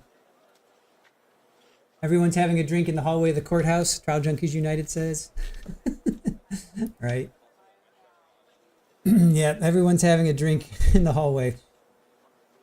If you got them, smoke them. My God, that was emotional. Holy smokes. That was beyond emotional. I can't even read Kay's letter from JJ or the letter that JJ wrote. I just can't even do that. All right, let's see. It's just too much. All right, so we will wait for the press conference, obviously.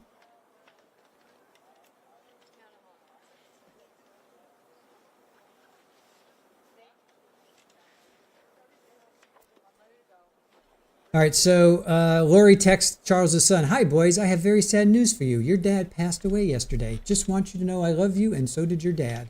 The son's text back, Lori, what happened? She says, we're still waiting on the ME report. I'll let you know more when I can. Son's text again and again.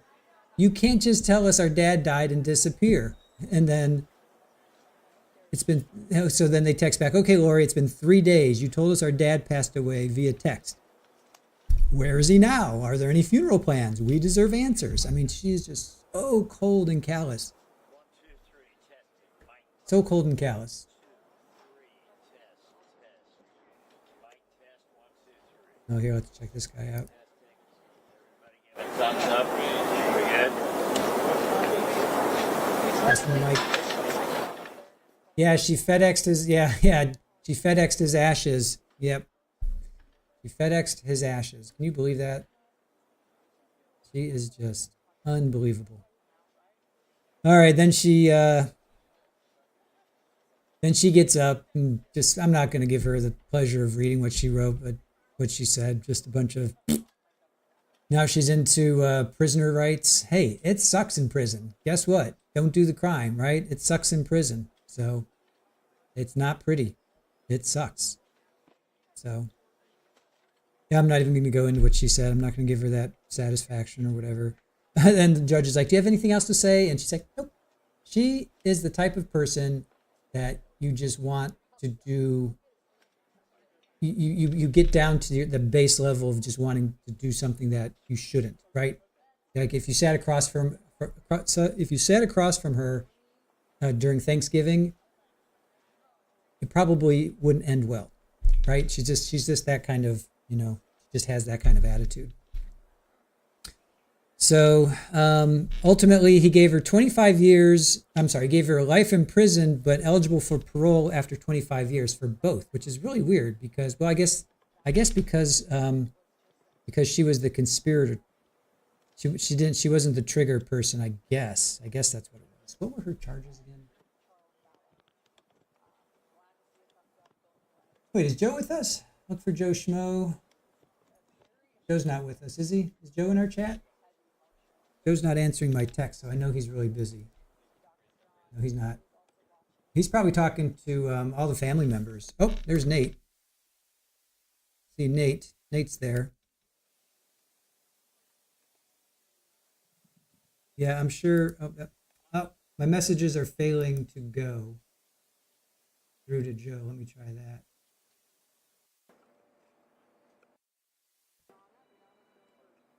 Oh, Joe is live? Okay, let me go to Joe. Where's Joe? Joe is live. Okay, there's Joe. All right, let's pop over to Joe. But he's got it the wrong way. Joe, turn your camera the other way. Joe, turn your camera the other way.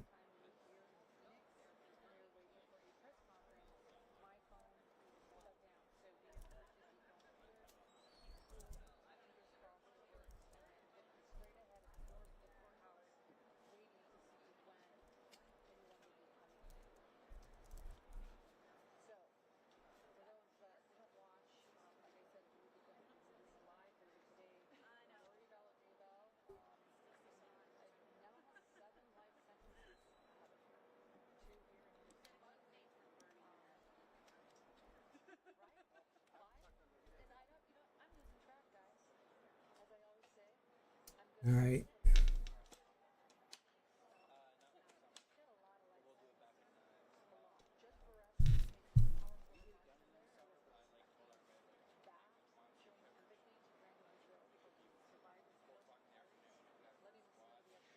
Joe, you goober, he's got his phone the wrong way. Should I tell him?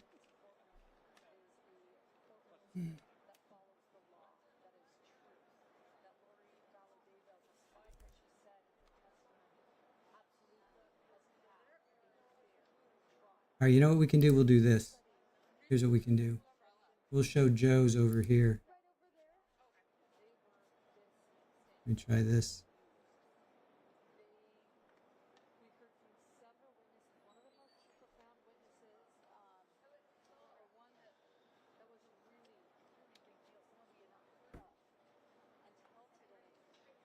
Yeah. Yeah.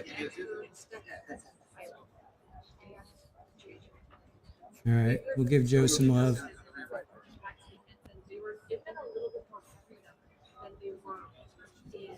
May not do that.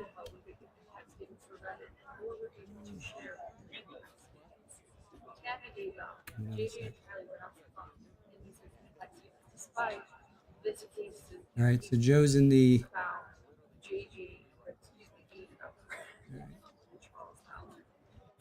We'll go with that.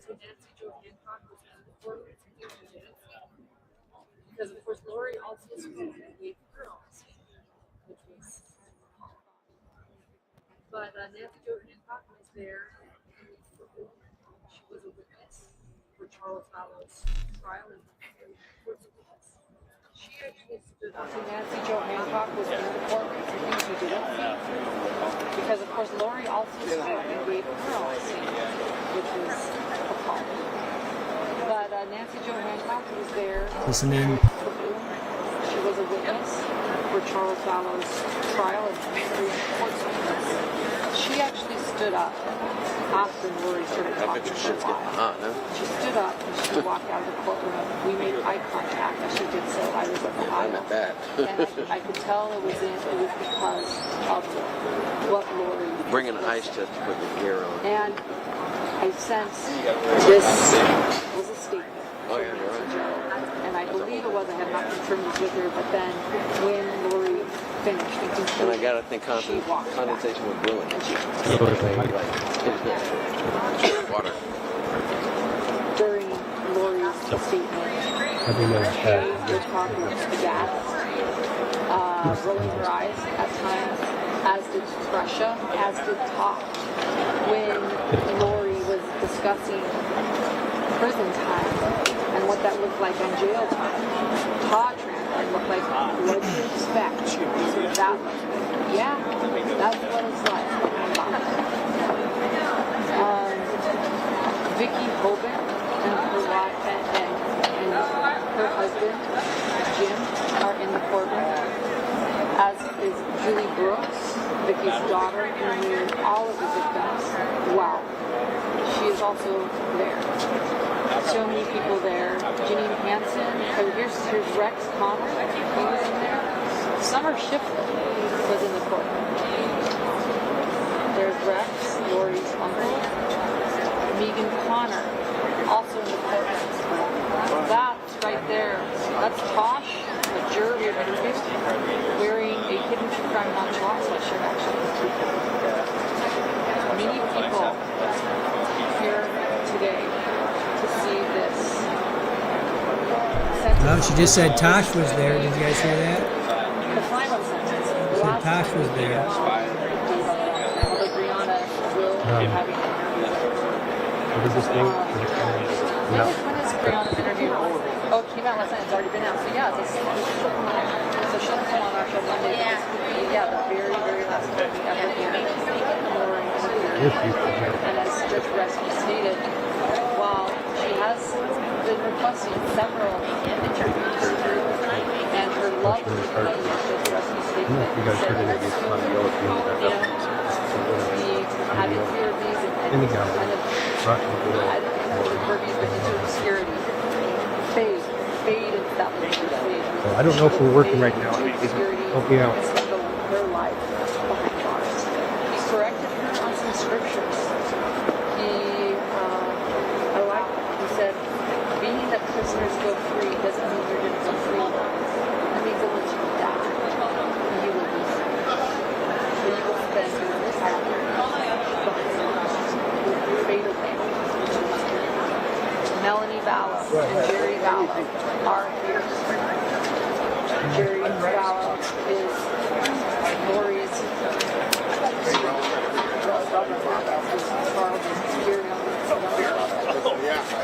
Susan Vallow and Jerry Woodcock received their victim impact statements using as the music Ryan. Go ahead. What are you thinking right now? Can you identify yourself first?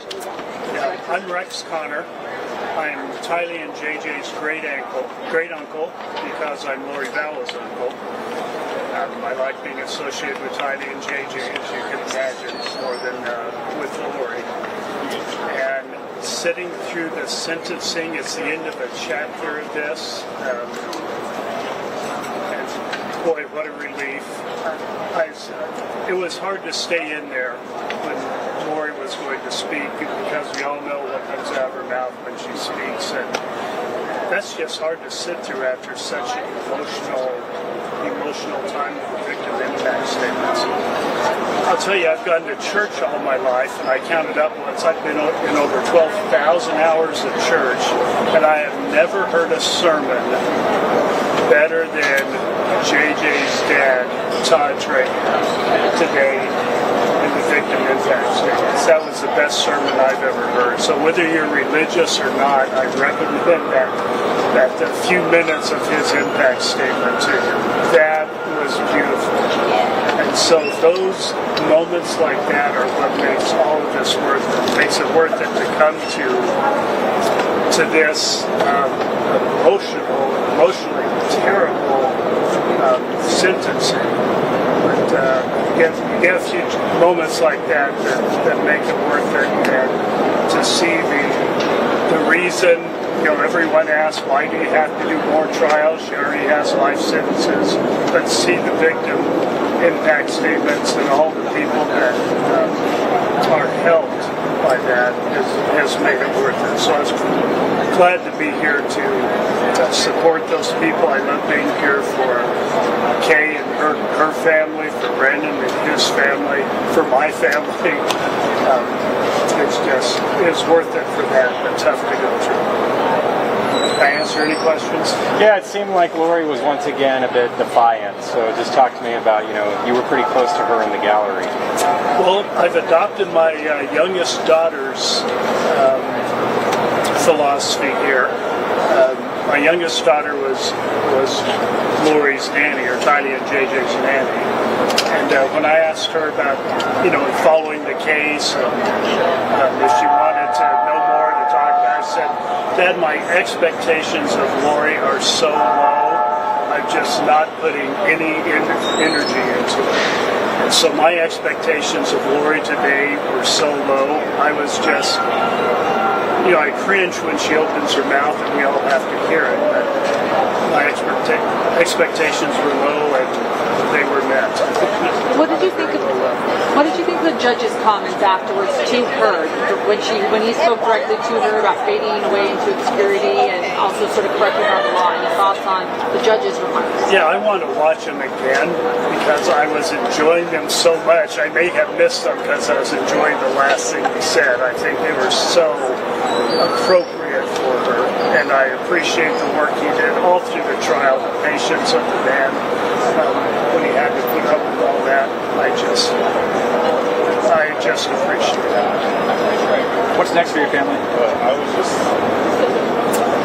Well, this is a huge, huge relief. And so we're going to stop talking about it, and hopefully stop thinking about it. We're still, we're a family like everyone else, still healing. There are other things going on. Our family, they're terrible, just like most everyone's family. But at least we can do a little bit more with this. I love seeing my niece Summer here. I wondered why the heck she came inside to go over and ask her, because it's not tougher on too many people more than it is on Summer to be here. And I admire her strength of being here and just love her willingness to be here to heal some.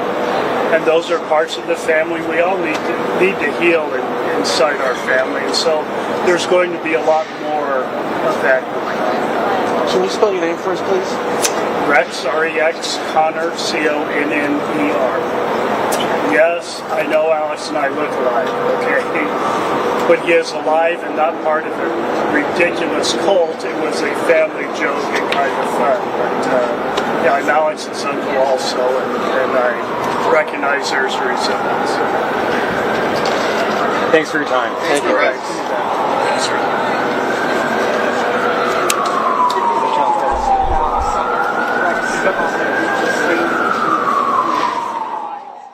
All right, so that was Rex Connor. That was Tylee and JJ's great uncle.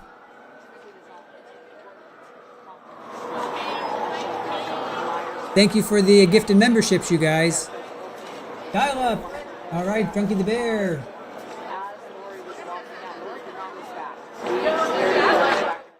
Kate giving gifted memberships. Dwayne giving gifted memberships. Thank you guys. Really appreciate it, and really appreciate you guys. See, I can't scroll back far enough to pull up everybody else's. I'm so sorry, but thank you. So listen, Drunky the Bear, thankful for 6 awesome months of Trial TV Live. Thanks for all of your work, Chris, Aaron, Mods, and Kittens. Happy our Daybell days are finally over. Yes, 6 months, Drunky. Awesome. So Kate gifted. Dwayne, I know you gifted. Let me see if I can. Sinbad, thank you. Oh, Story. that it's been such an important part of everyone being able to heal from it. First taking them the story initially, and then since you traumatized them with that, sticking with it so they could heal. Thank you all so much. Sincerely. Thank you.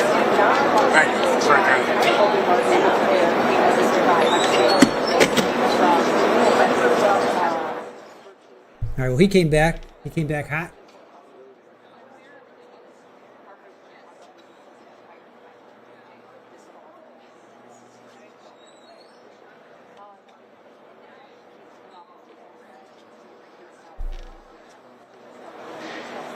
All right, so we got Joe on the upper left there.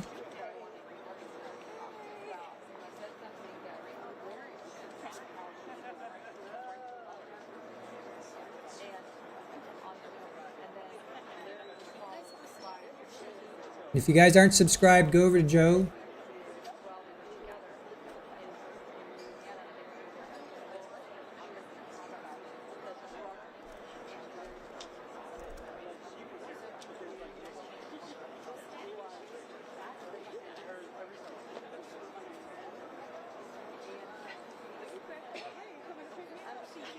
You're gonna hear these hot mics. Let's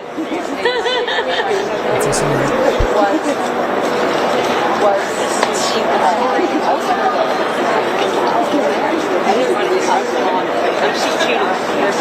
But my real name's Sheila.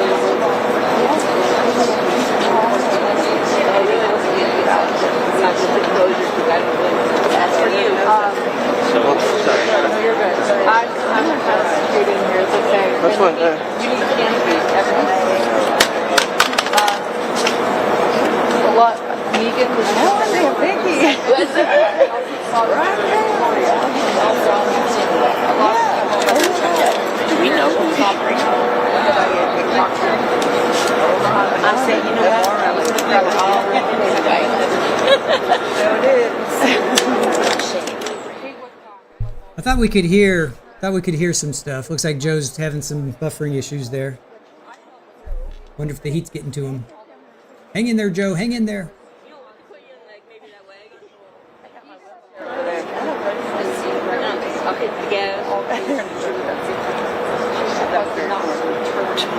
Yep, Joe's buffering. Joe's suffering from the heat.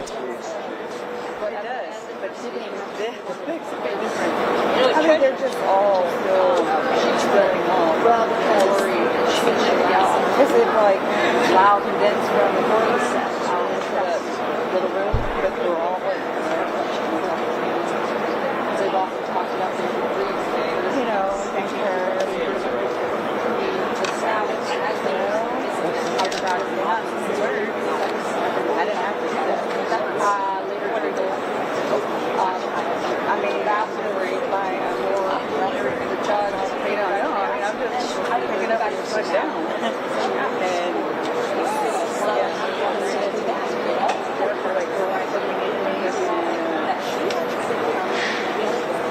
Here's Kresha.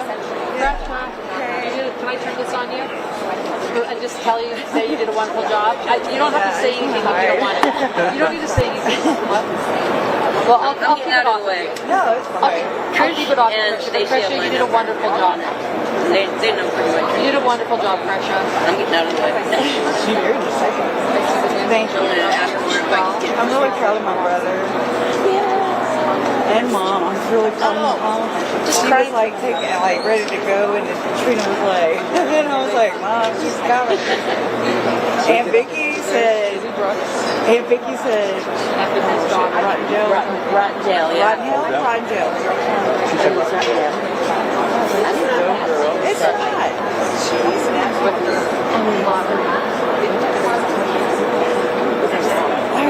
Oh, well, I have Aunt Vicky, Tammy's aunt. Thank you for that, Urban Angst. Good to have you new to this channel, doing a great job. Thank you for that. Appreciate the support. And hopefully we will see you at many more trials. But thank you for that. Trying to listen in to these hot mics. She smirks so fucking much. I was so able to Jack. And her hair was like, her hair looked good.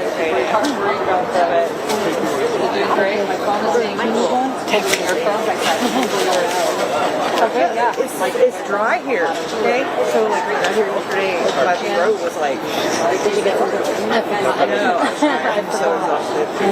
We're gonna go. Hi, I'm Matt Chatter. I'm C. Cheadle. Oh, wonderful. Okay. Hey Mel, good to see you. Just want to give you a shout out. You followed this case since Nate Eaton confronted Lori and Chad in Hawaii. Yeah, we have as well. It's been such an arduous road to get here. I agree. Capri, rabbit ears for 6 months. Thank you. Thank you, Capri.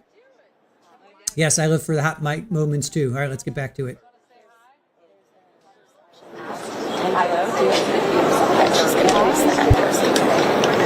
This is your dedicated stuff like this is the staging area.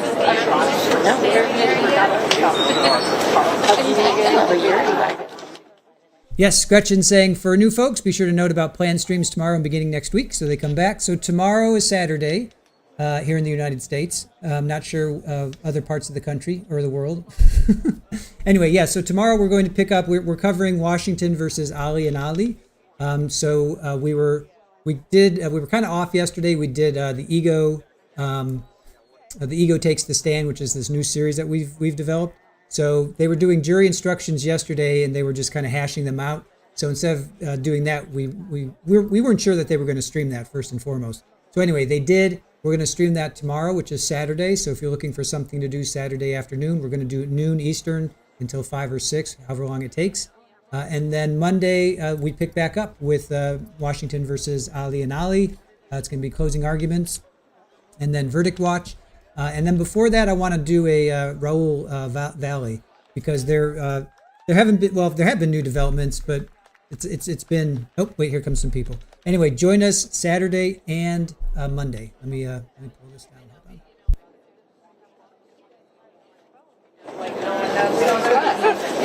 Hold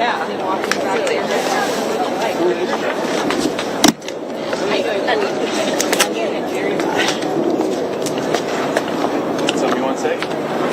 You go first. Thank you, I guess. I don't really have a lot to say. I think I shared what I had to say in there. So, but we appreciate all of you guys who shared our story over the last 6 years. I want everyone to know we're grateful that our justice system working. So, anything you want to add? My name's Jerry Vallow. It's Charles' brother. Well, I am Charles' brother. And this is over. And it's done. She got what she earned. And she's going to spend the rest of her life in prison. If she ever gets loose in Idaho, she comes here to finish. So the bitch is done and it's over. That's it.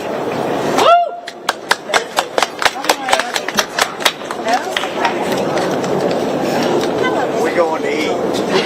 It's a great taco place down there about a couple miles.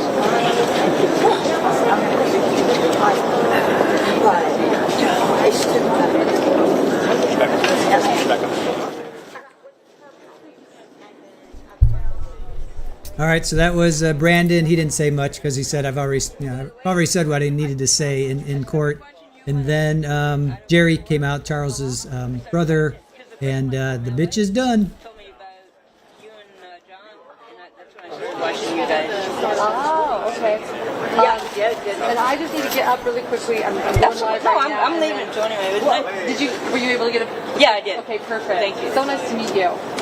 My dad always, he's a photographer, told me I always ask for a picture, no matter what it is. Anyway, take care, you guys. She didn't ask for a picture with me. That guy just said, she didn't ask for a picture for me. Or with me. Somebody just got slighted because he didn't have a picture taken.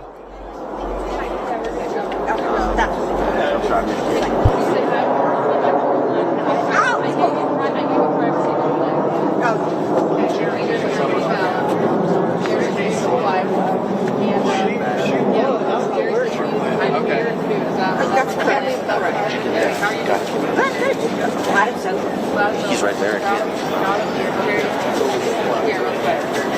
Proud of you. This is, we're live. Surprise. But I think he's back. Figure that. But that was a hearing of the judges. This is you, I think. Yes. Thank you. And yeah. 7 months for Dwayne. Thank you, Dwayne, for being with us. You've been with us for a long time, Dwayne. Appreciate you.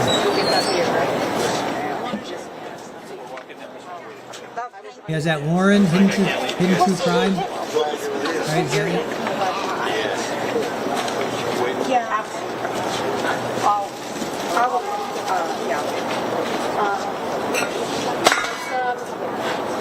Yeah, well, I just guys, I'm going to take off for a little bit, I think. I want to make sure there's no one else who wants to be ready for the show. Brandon goes.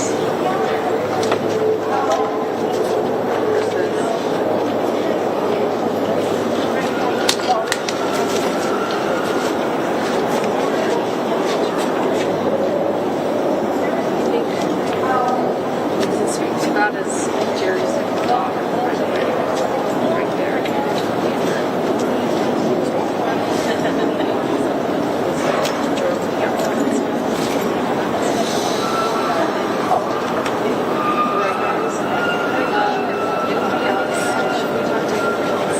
I'm still waiting for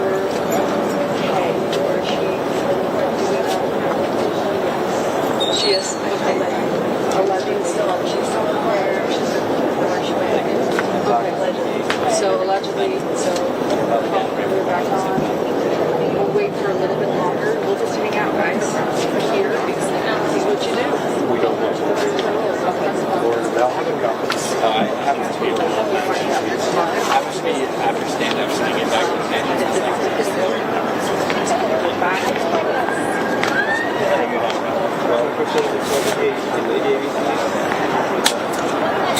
Maybe eat a cookie with you guys.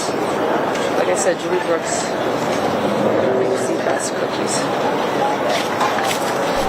Thank you, Kikaru, for becoming a member. And Dwayne, you've been a member, I think, for 7 months, I saw. Awesome. To Lauren, right? Lauren. And the idea that somebody on his mind, somebody wanted to take a father away from his children. She wanted his children to bed each night. Pray with them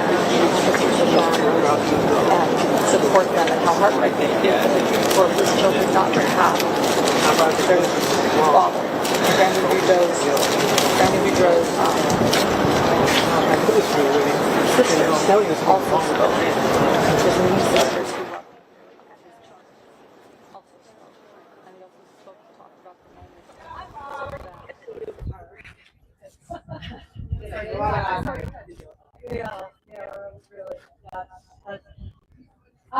We are so glad to say our mission is accomplished after 6.5 years of her hell.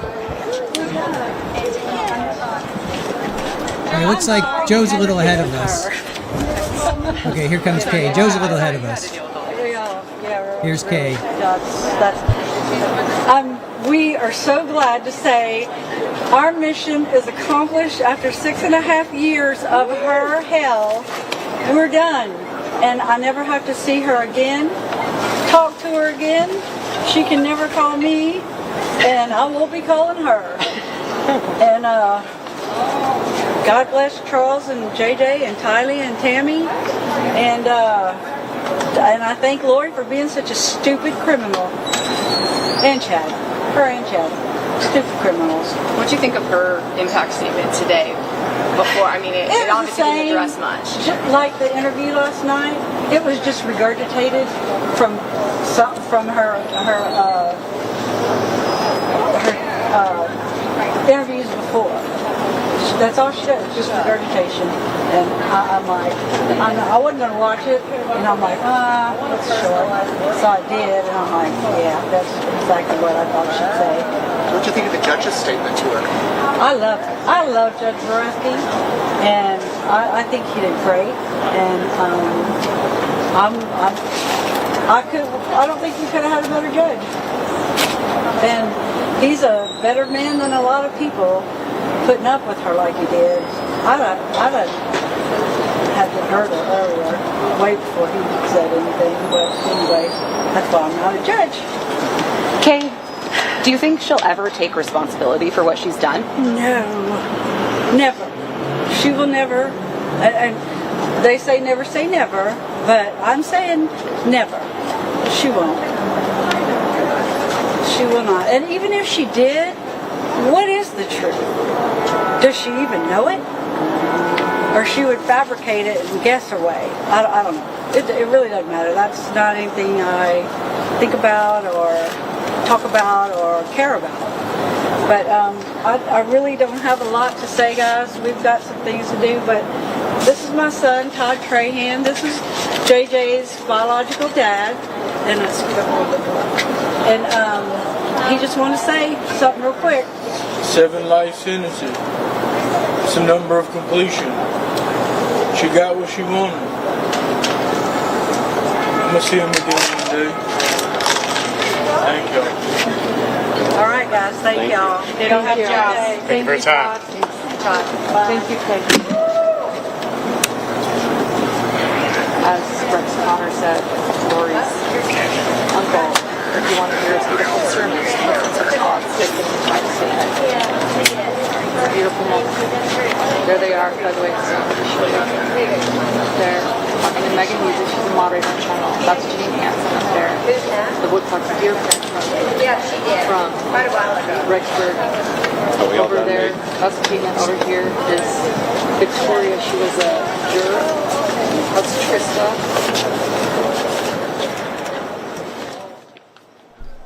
All right, that seems like it might be it, but that was Kay. She said our mission is completed. There's Joe. Hey, Joe. Joe pops into the view there. Looks like Joe is breaking down.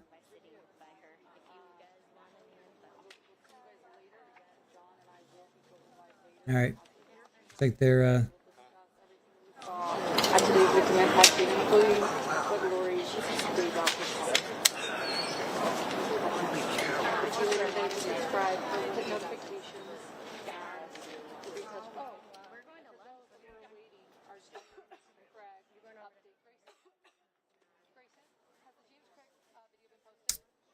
All right, so Kay said our mission is completed. I won't be calling her. I thank Lori and Chad for being stupid criminals. Her impact statement is regurgitation of her interviews. She loves Judge Boreski, thinks he did a great job.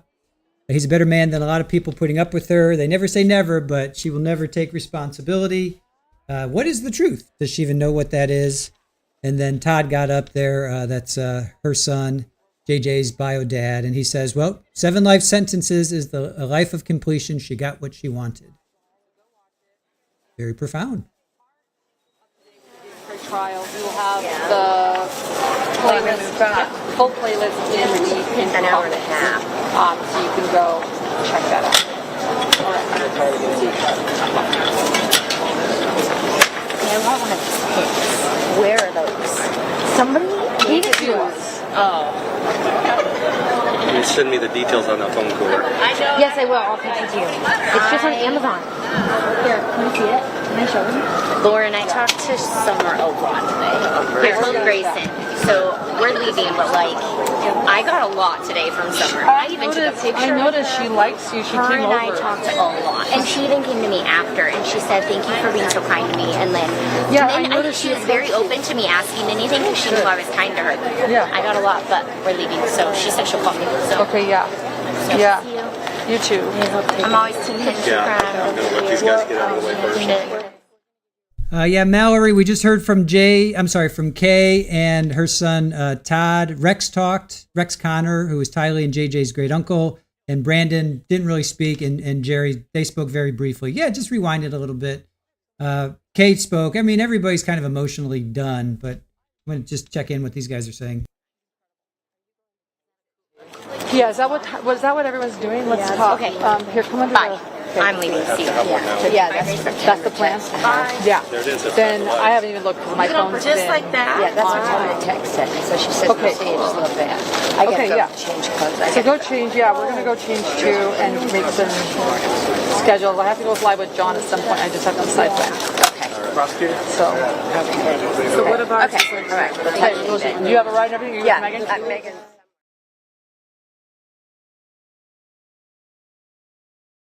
There, guys, I don't know what you missed and what you didn't. No rush. Just tell us when you need us to... Okay. Okay. Ready to go? No. Use it for a second. We're good. I was gonna say, do you want me to post? I did the pink cover. That was good. So we actually think it was a good launch.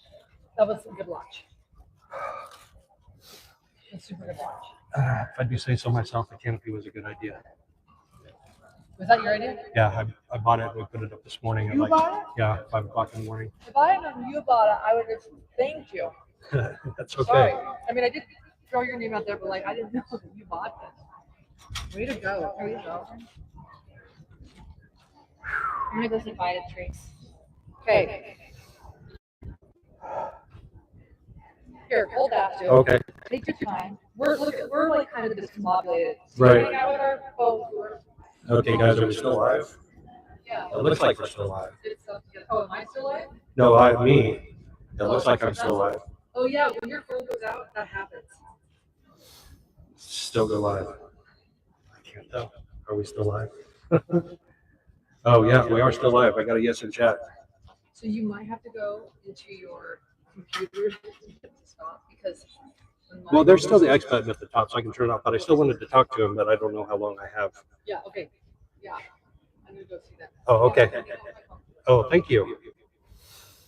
So Lauren from Hidden True Crime lent me her phone cooler because my new phone overheated in the shade in the canopy. So it's hot. It's hot. So she lent me her phone cooler, which is really cool. And we're back and working again. And thank you all for joining me. We'll be on later to talk about it. There are a couple of events going on, so I'm not sure when I'll be live to talk about what went on today and specific things that people said and people did. But it was very emotional, right?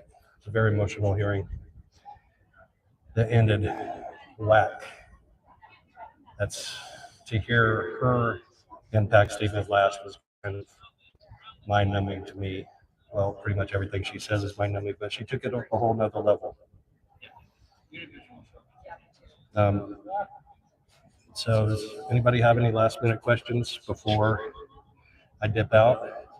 A little bit better this time. Fixed a few things. Still have a few things more to fix.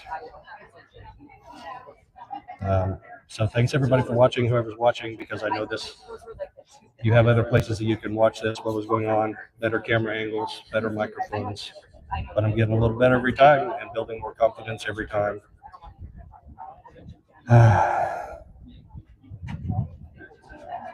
Yeah, Colleen. So it was Aunt Vicky that shouted in from the gallery, and Kresha told me who Aunt Vicky is, and I already forgot, but she's related to the family. So that's who shouted from the gallery and got to talk about. But there wasn't anything else going on after that, so she waited till the perfect time to do it. Aunt Vicky, Squeegee, it was Aunt Vicky. member of the family. I think on Brandon's side. I think she's maybe Brandon's aunt, maybe. So sorry for this angle. I took it off the stand so it can cool off, and I can't put it back on while the phone cooler's on. Yeah, JJ's letter. There were a lot of Kleenexes being passed around in the gallery during JJ's letter.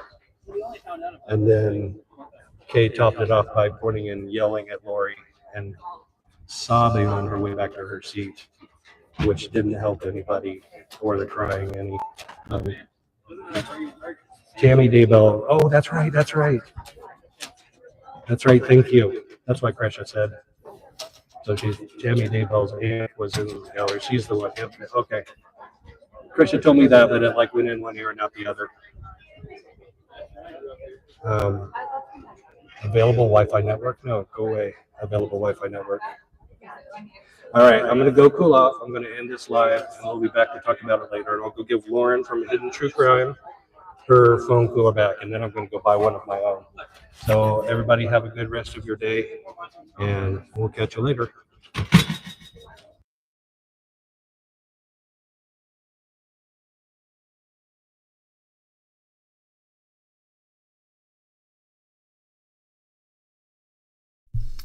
All right, fantastic. Thank you, Joe. Guys, if you have not subscribed to Joe Schmo's channel, definitely go over, check him out.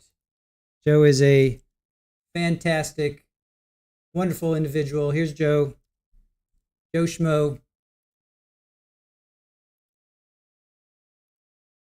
He's on Twitter. He's on YouTube. Definitely go give Joe some love.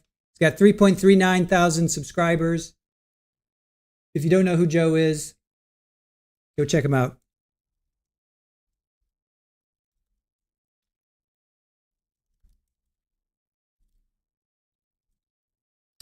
All right.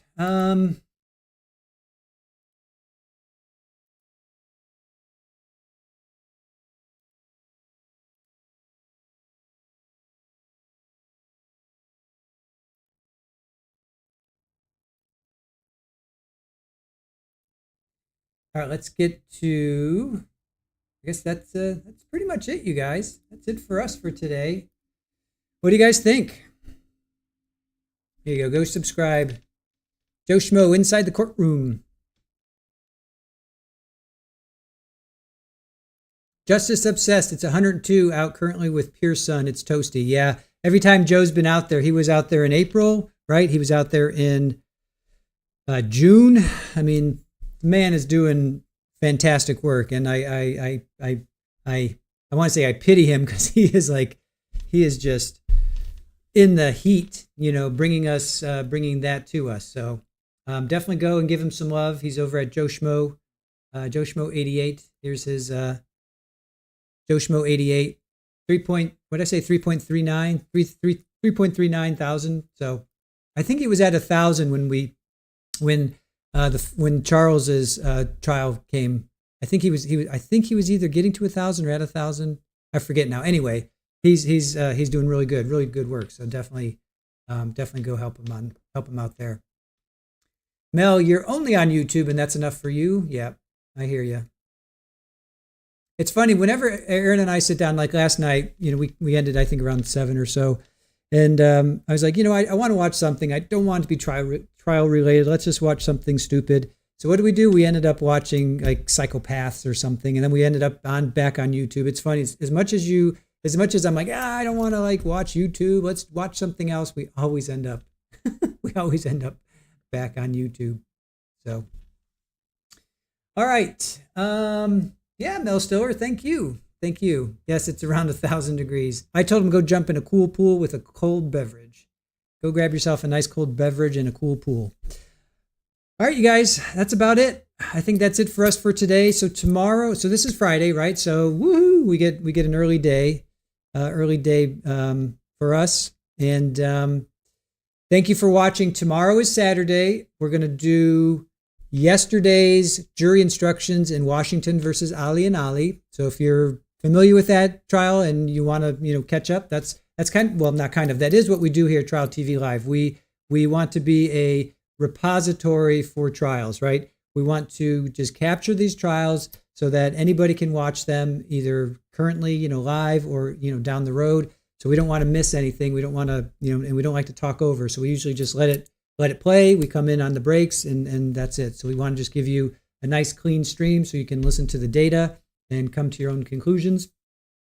So that being said, we did not stream yesterday's jury instructions because we weren't sure if they were going to be streaming them. And then also I had to take Polly in to get spayed. So she's been fixed. She's fine. She's recovering. Everything's cool. And all good with her.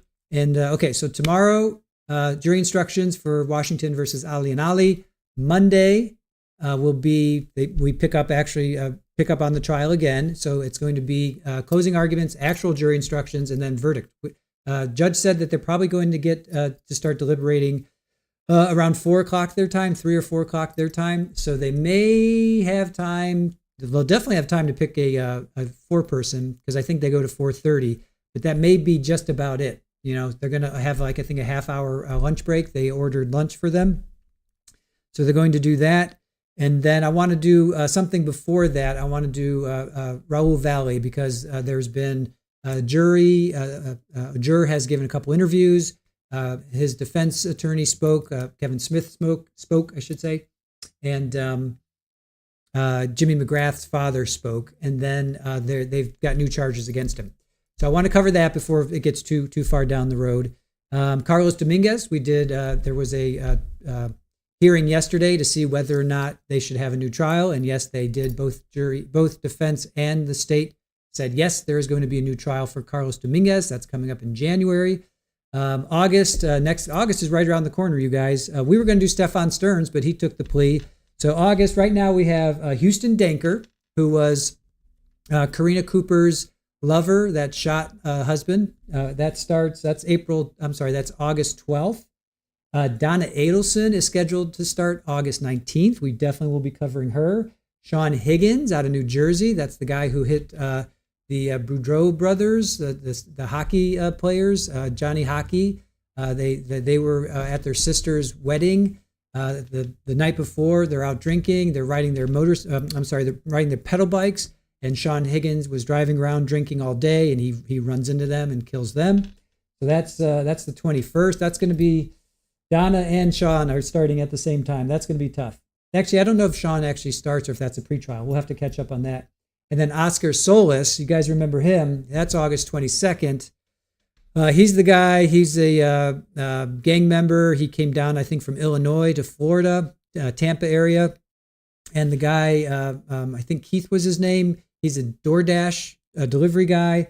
He comes in. It was his last delivery, and he texted his wife or called his wife saying, "Hey, I got one last delivery." And this guy Oscar Solis allegedly pulls him in, kills him, chops him up, and throws his body in the garbage. So those are 4 trials, and that's 4 things in August that we have our eyes on. Donna will be the big one. Definitely, Donna will be the big one, and Houston Danker. That one. We'll see. I want to cover that one, but Donna for sure. Donna Adelson will be the big one. So that being said, thank you guys so much for joining us. Really appreciate all the new members. Appreciate the members that have been with us from the beginning. And thank you to Erin for doing all the background production work. She's like the Wizard of Oz. We call her the Wizard of Erin. She does all the behind the curtains stuff that you guys don't see. And then thank you to our mods who keep our chat courteous and civil. And we aim to uplift people here in this community. We don't like it when people attack each other, and I don't think we had to worry about that today. So thank you for joining us again. Really appreciate you guys all. Have a wonderful rest of your Friday. Saturday, we'll see you at noon. I'm going to go ahead and set up the stream right now, so look for that. Make sure you do notifications. Definitely hit the like if you don't mind. We have 458 likes. Appreciate that. Leave a comment. If you want to support our channel, become a member. We're also on Patreon. If you want to support us financially, that would be very kind of you. Would appreciate that. But if you don't, that's fine. No pressure. Drop a comment. Let us know how you feel about Lori Daybell and what happened to her today. And definitely come back. We appreciate you all, and we like talking to you, and we like to hear your comments and talk to you guys in chat. So with all of that, Lori Daybell, you're out. You're out the door. See you later. That's the last I will ever mention your name. And I will leave you, as always, with Super Ball, getting some sunshine, relaxing in the sun. That's a little Super Ball, my little Pearl Eagle, relaxing in the sunshine. So thank you guys for joining us. Really appreciate you all. And we will see you tomorrow. Okay, have a good one, guys. Bye.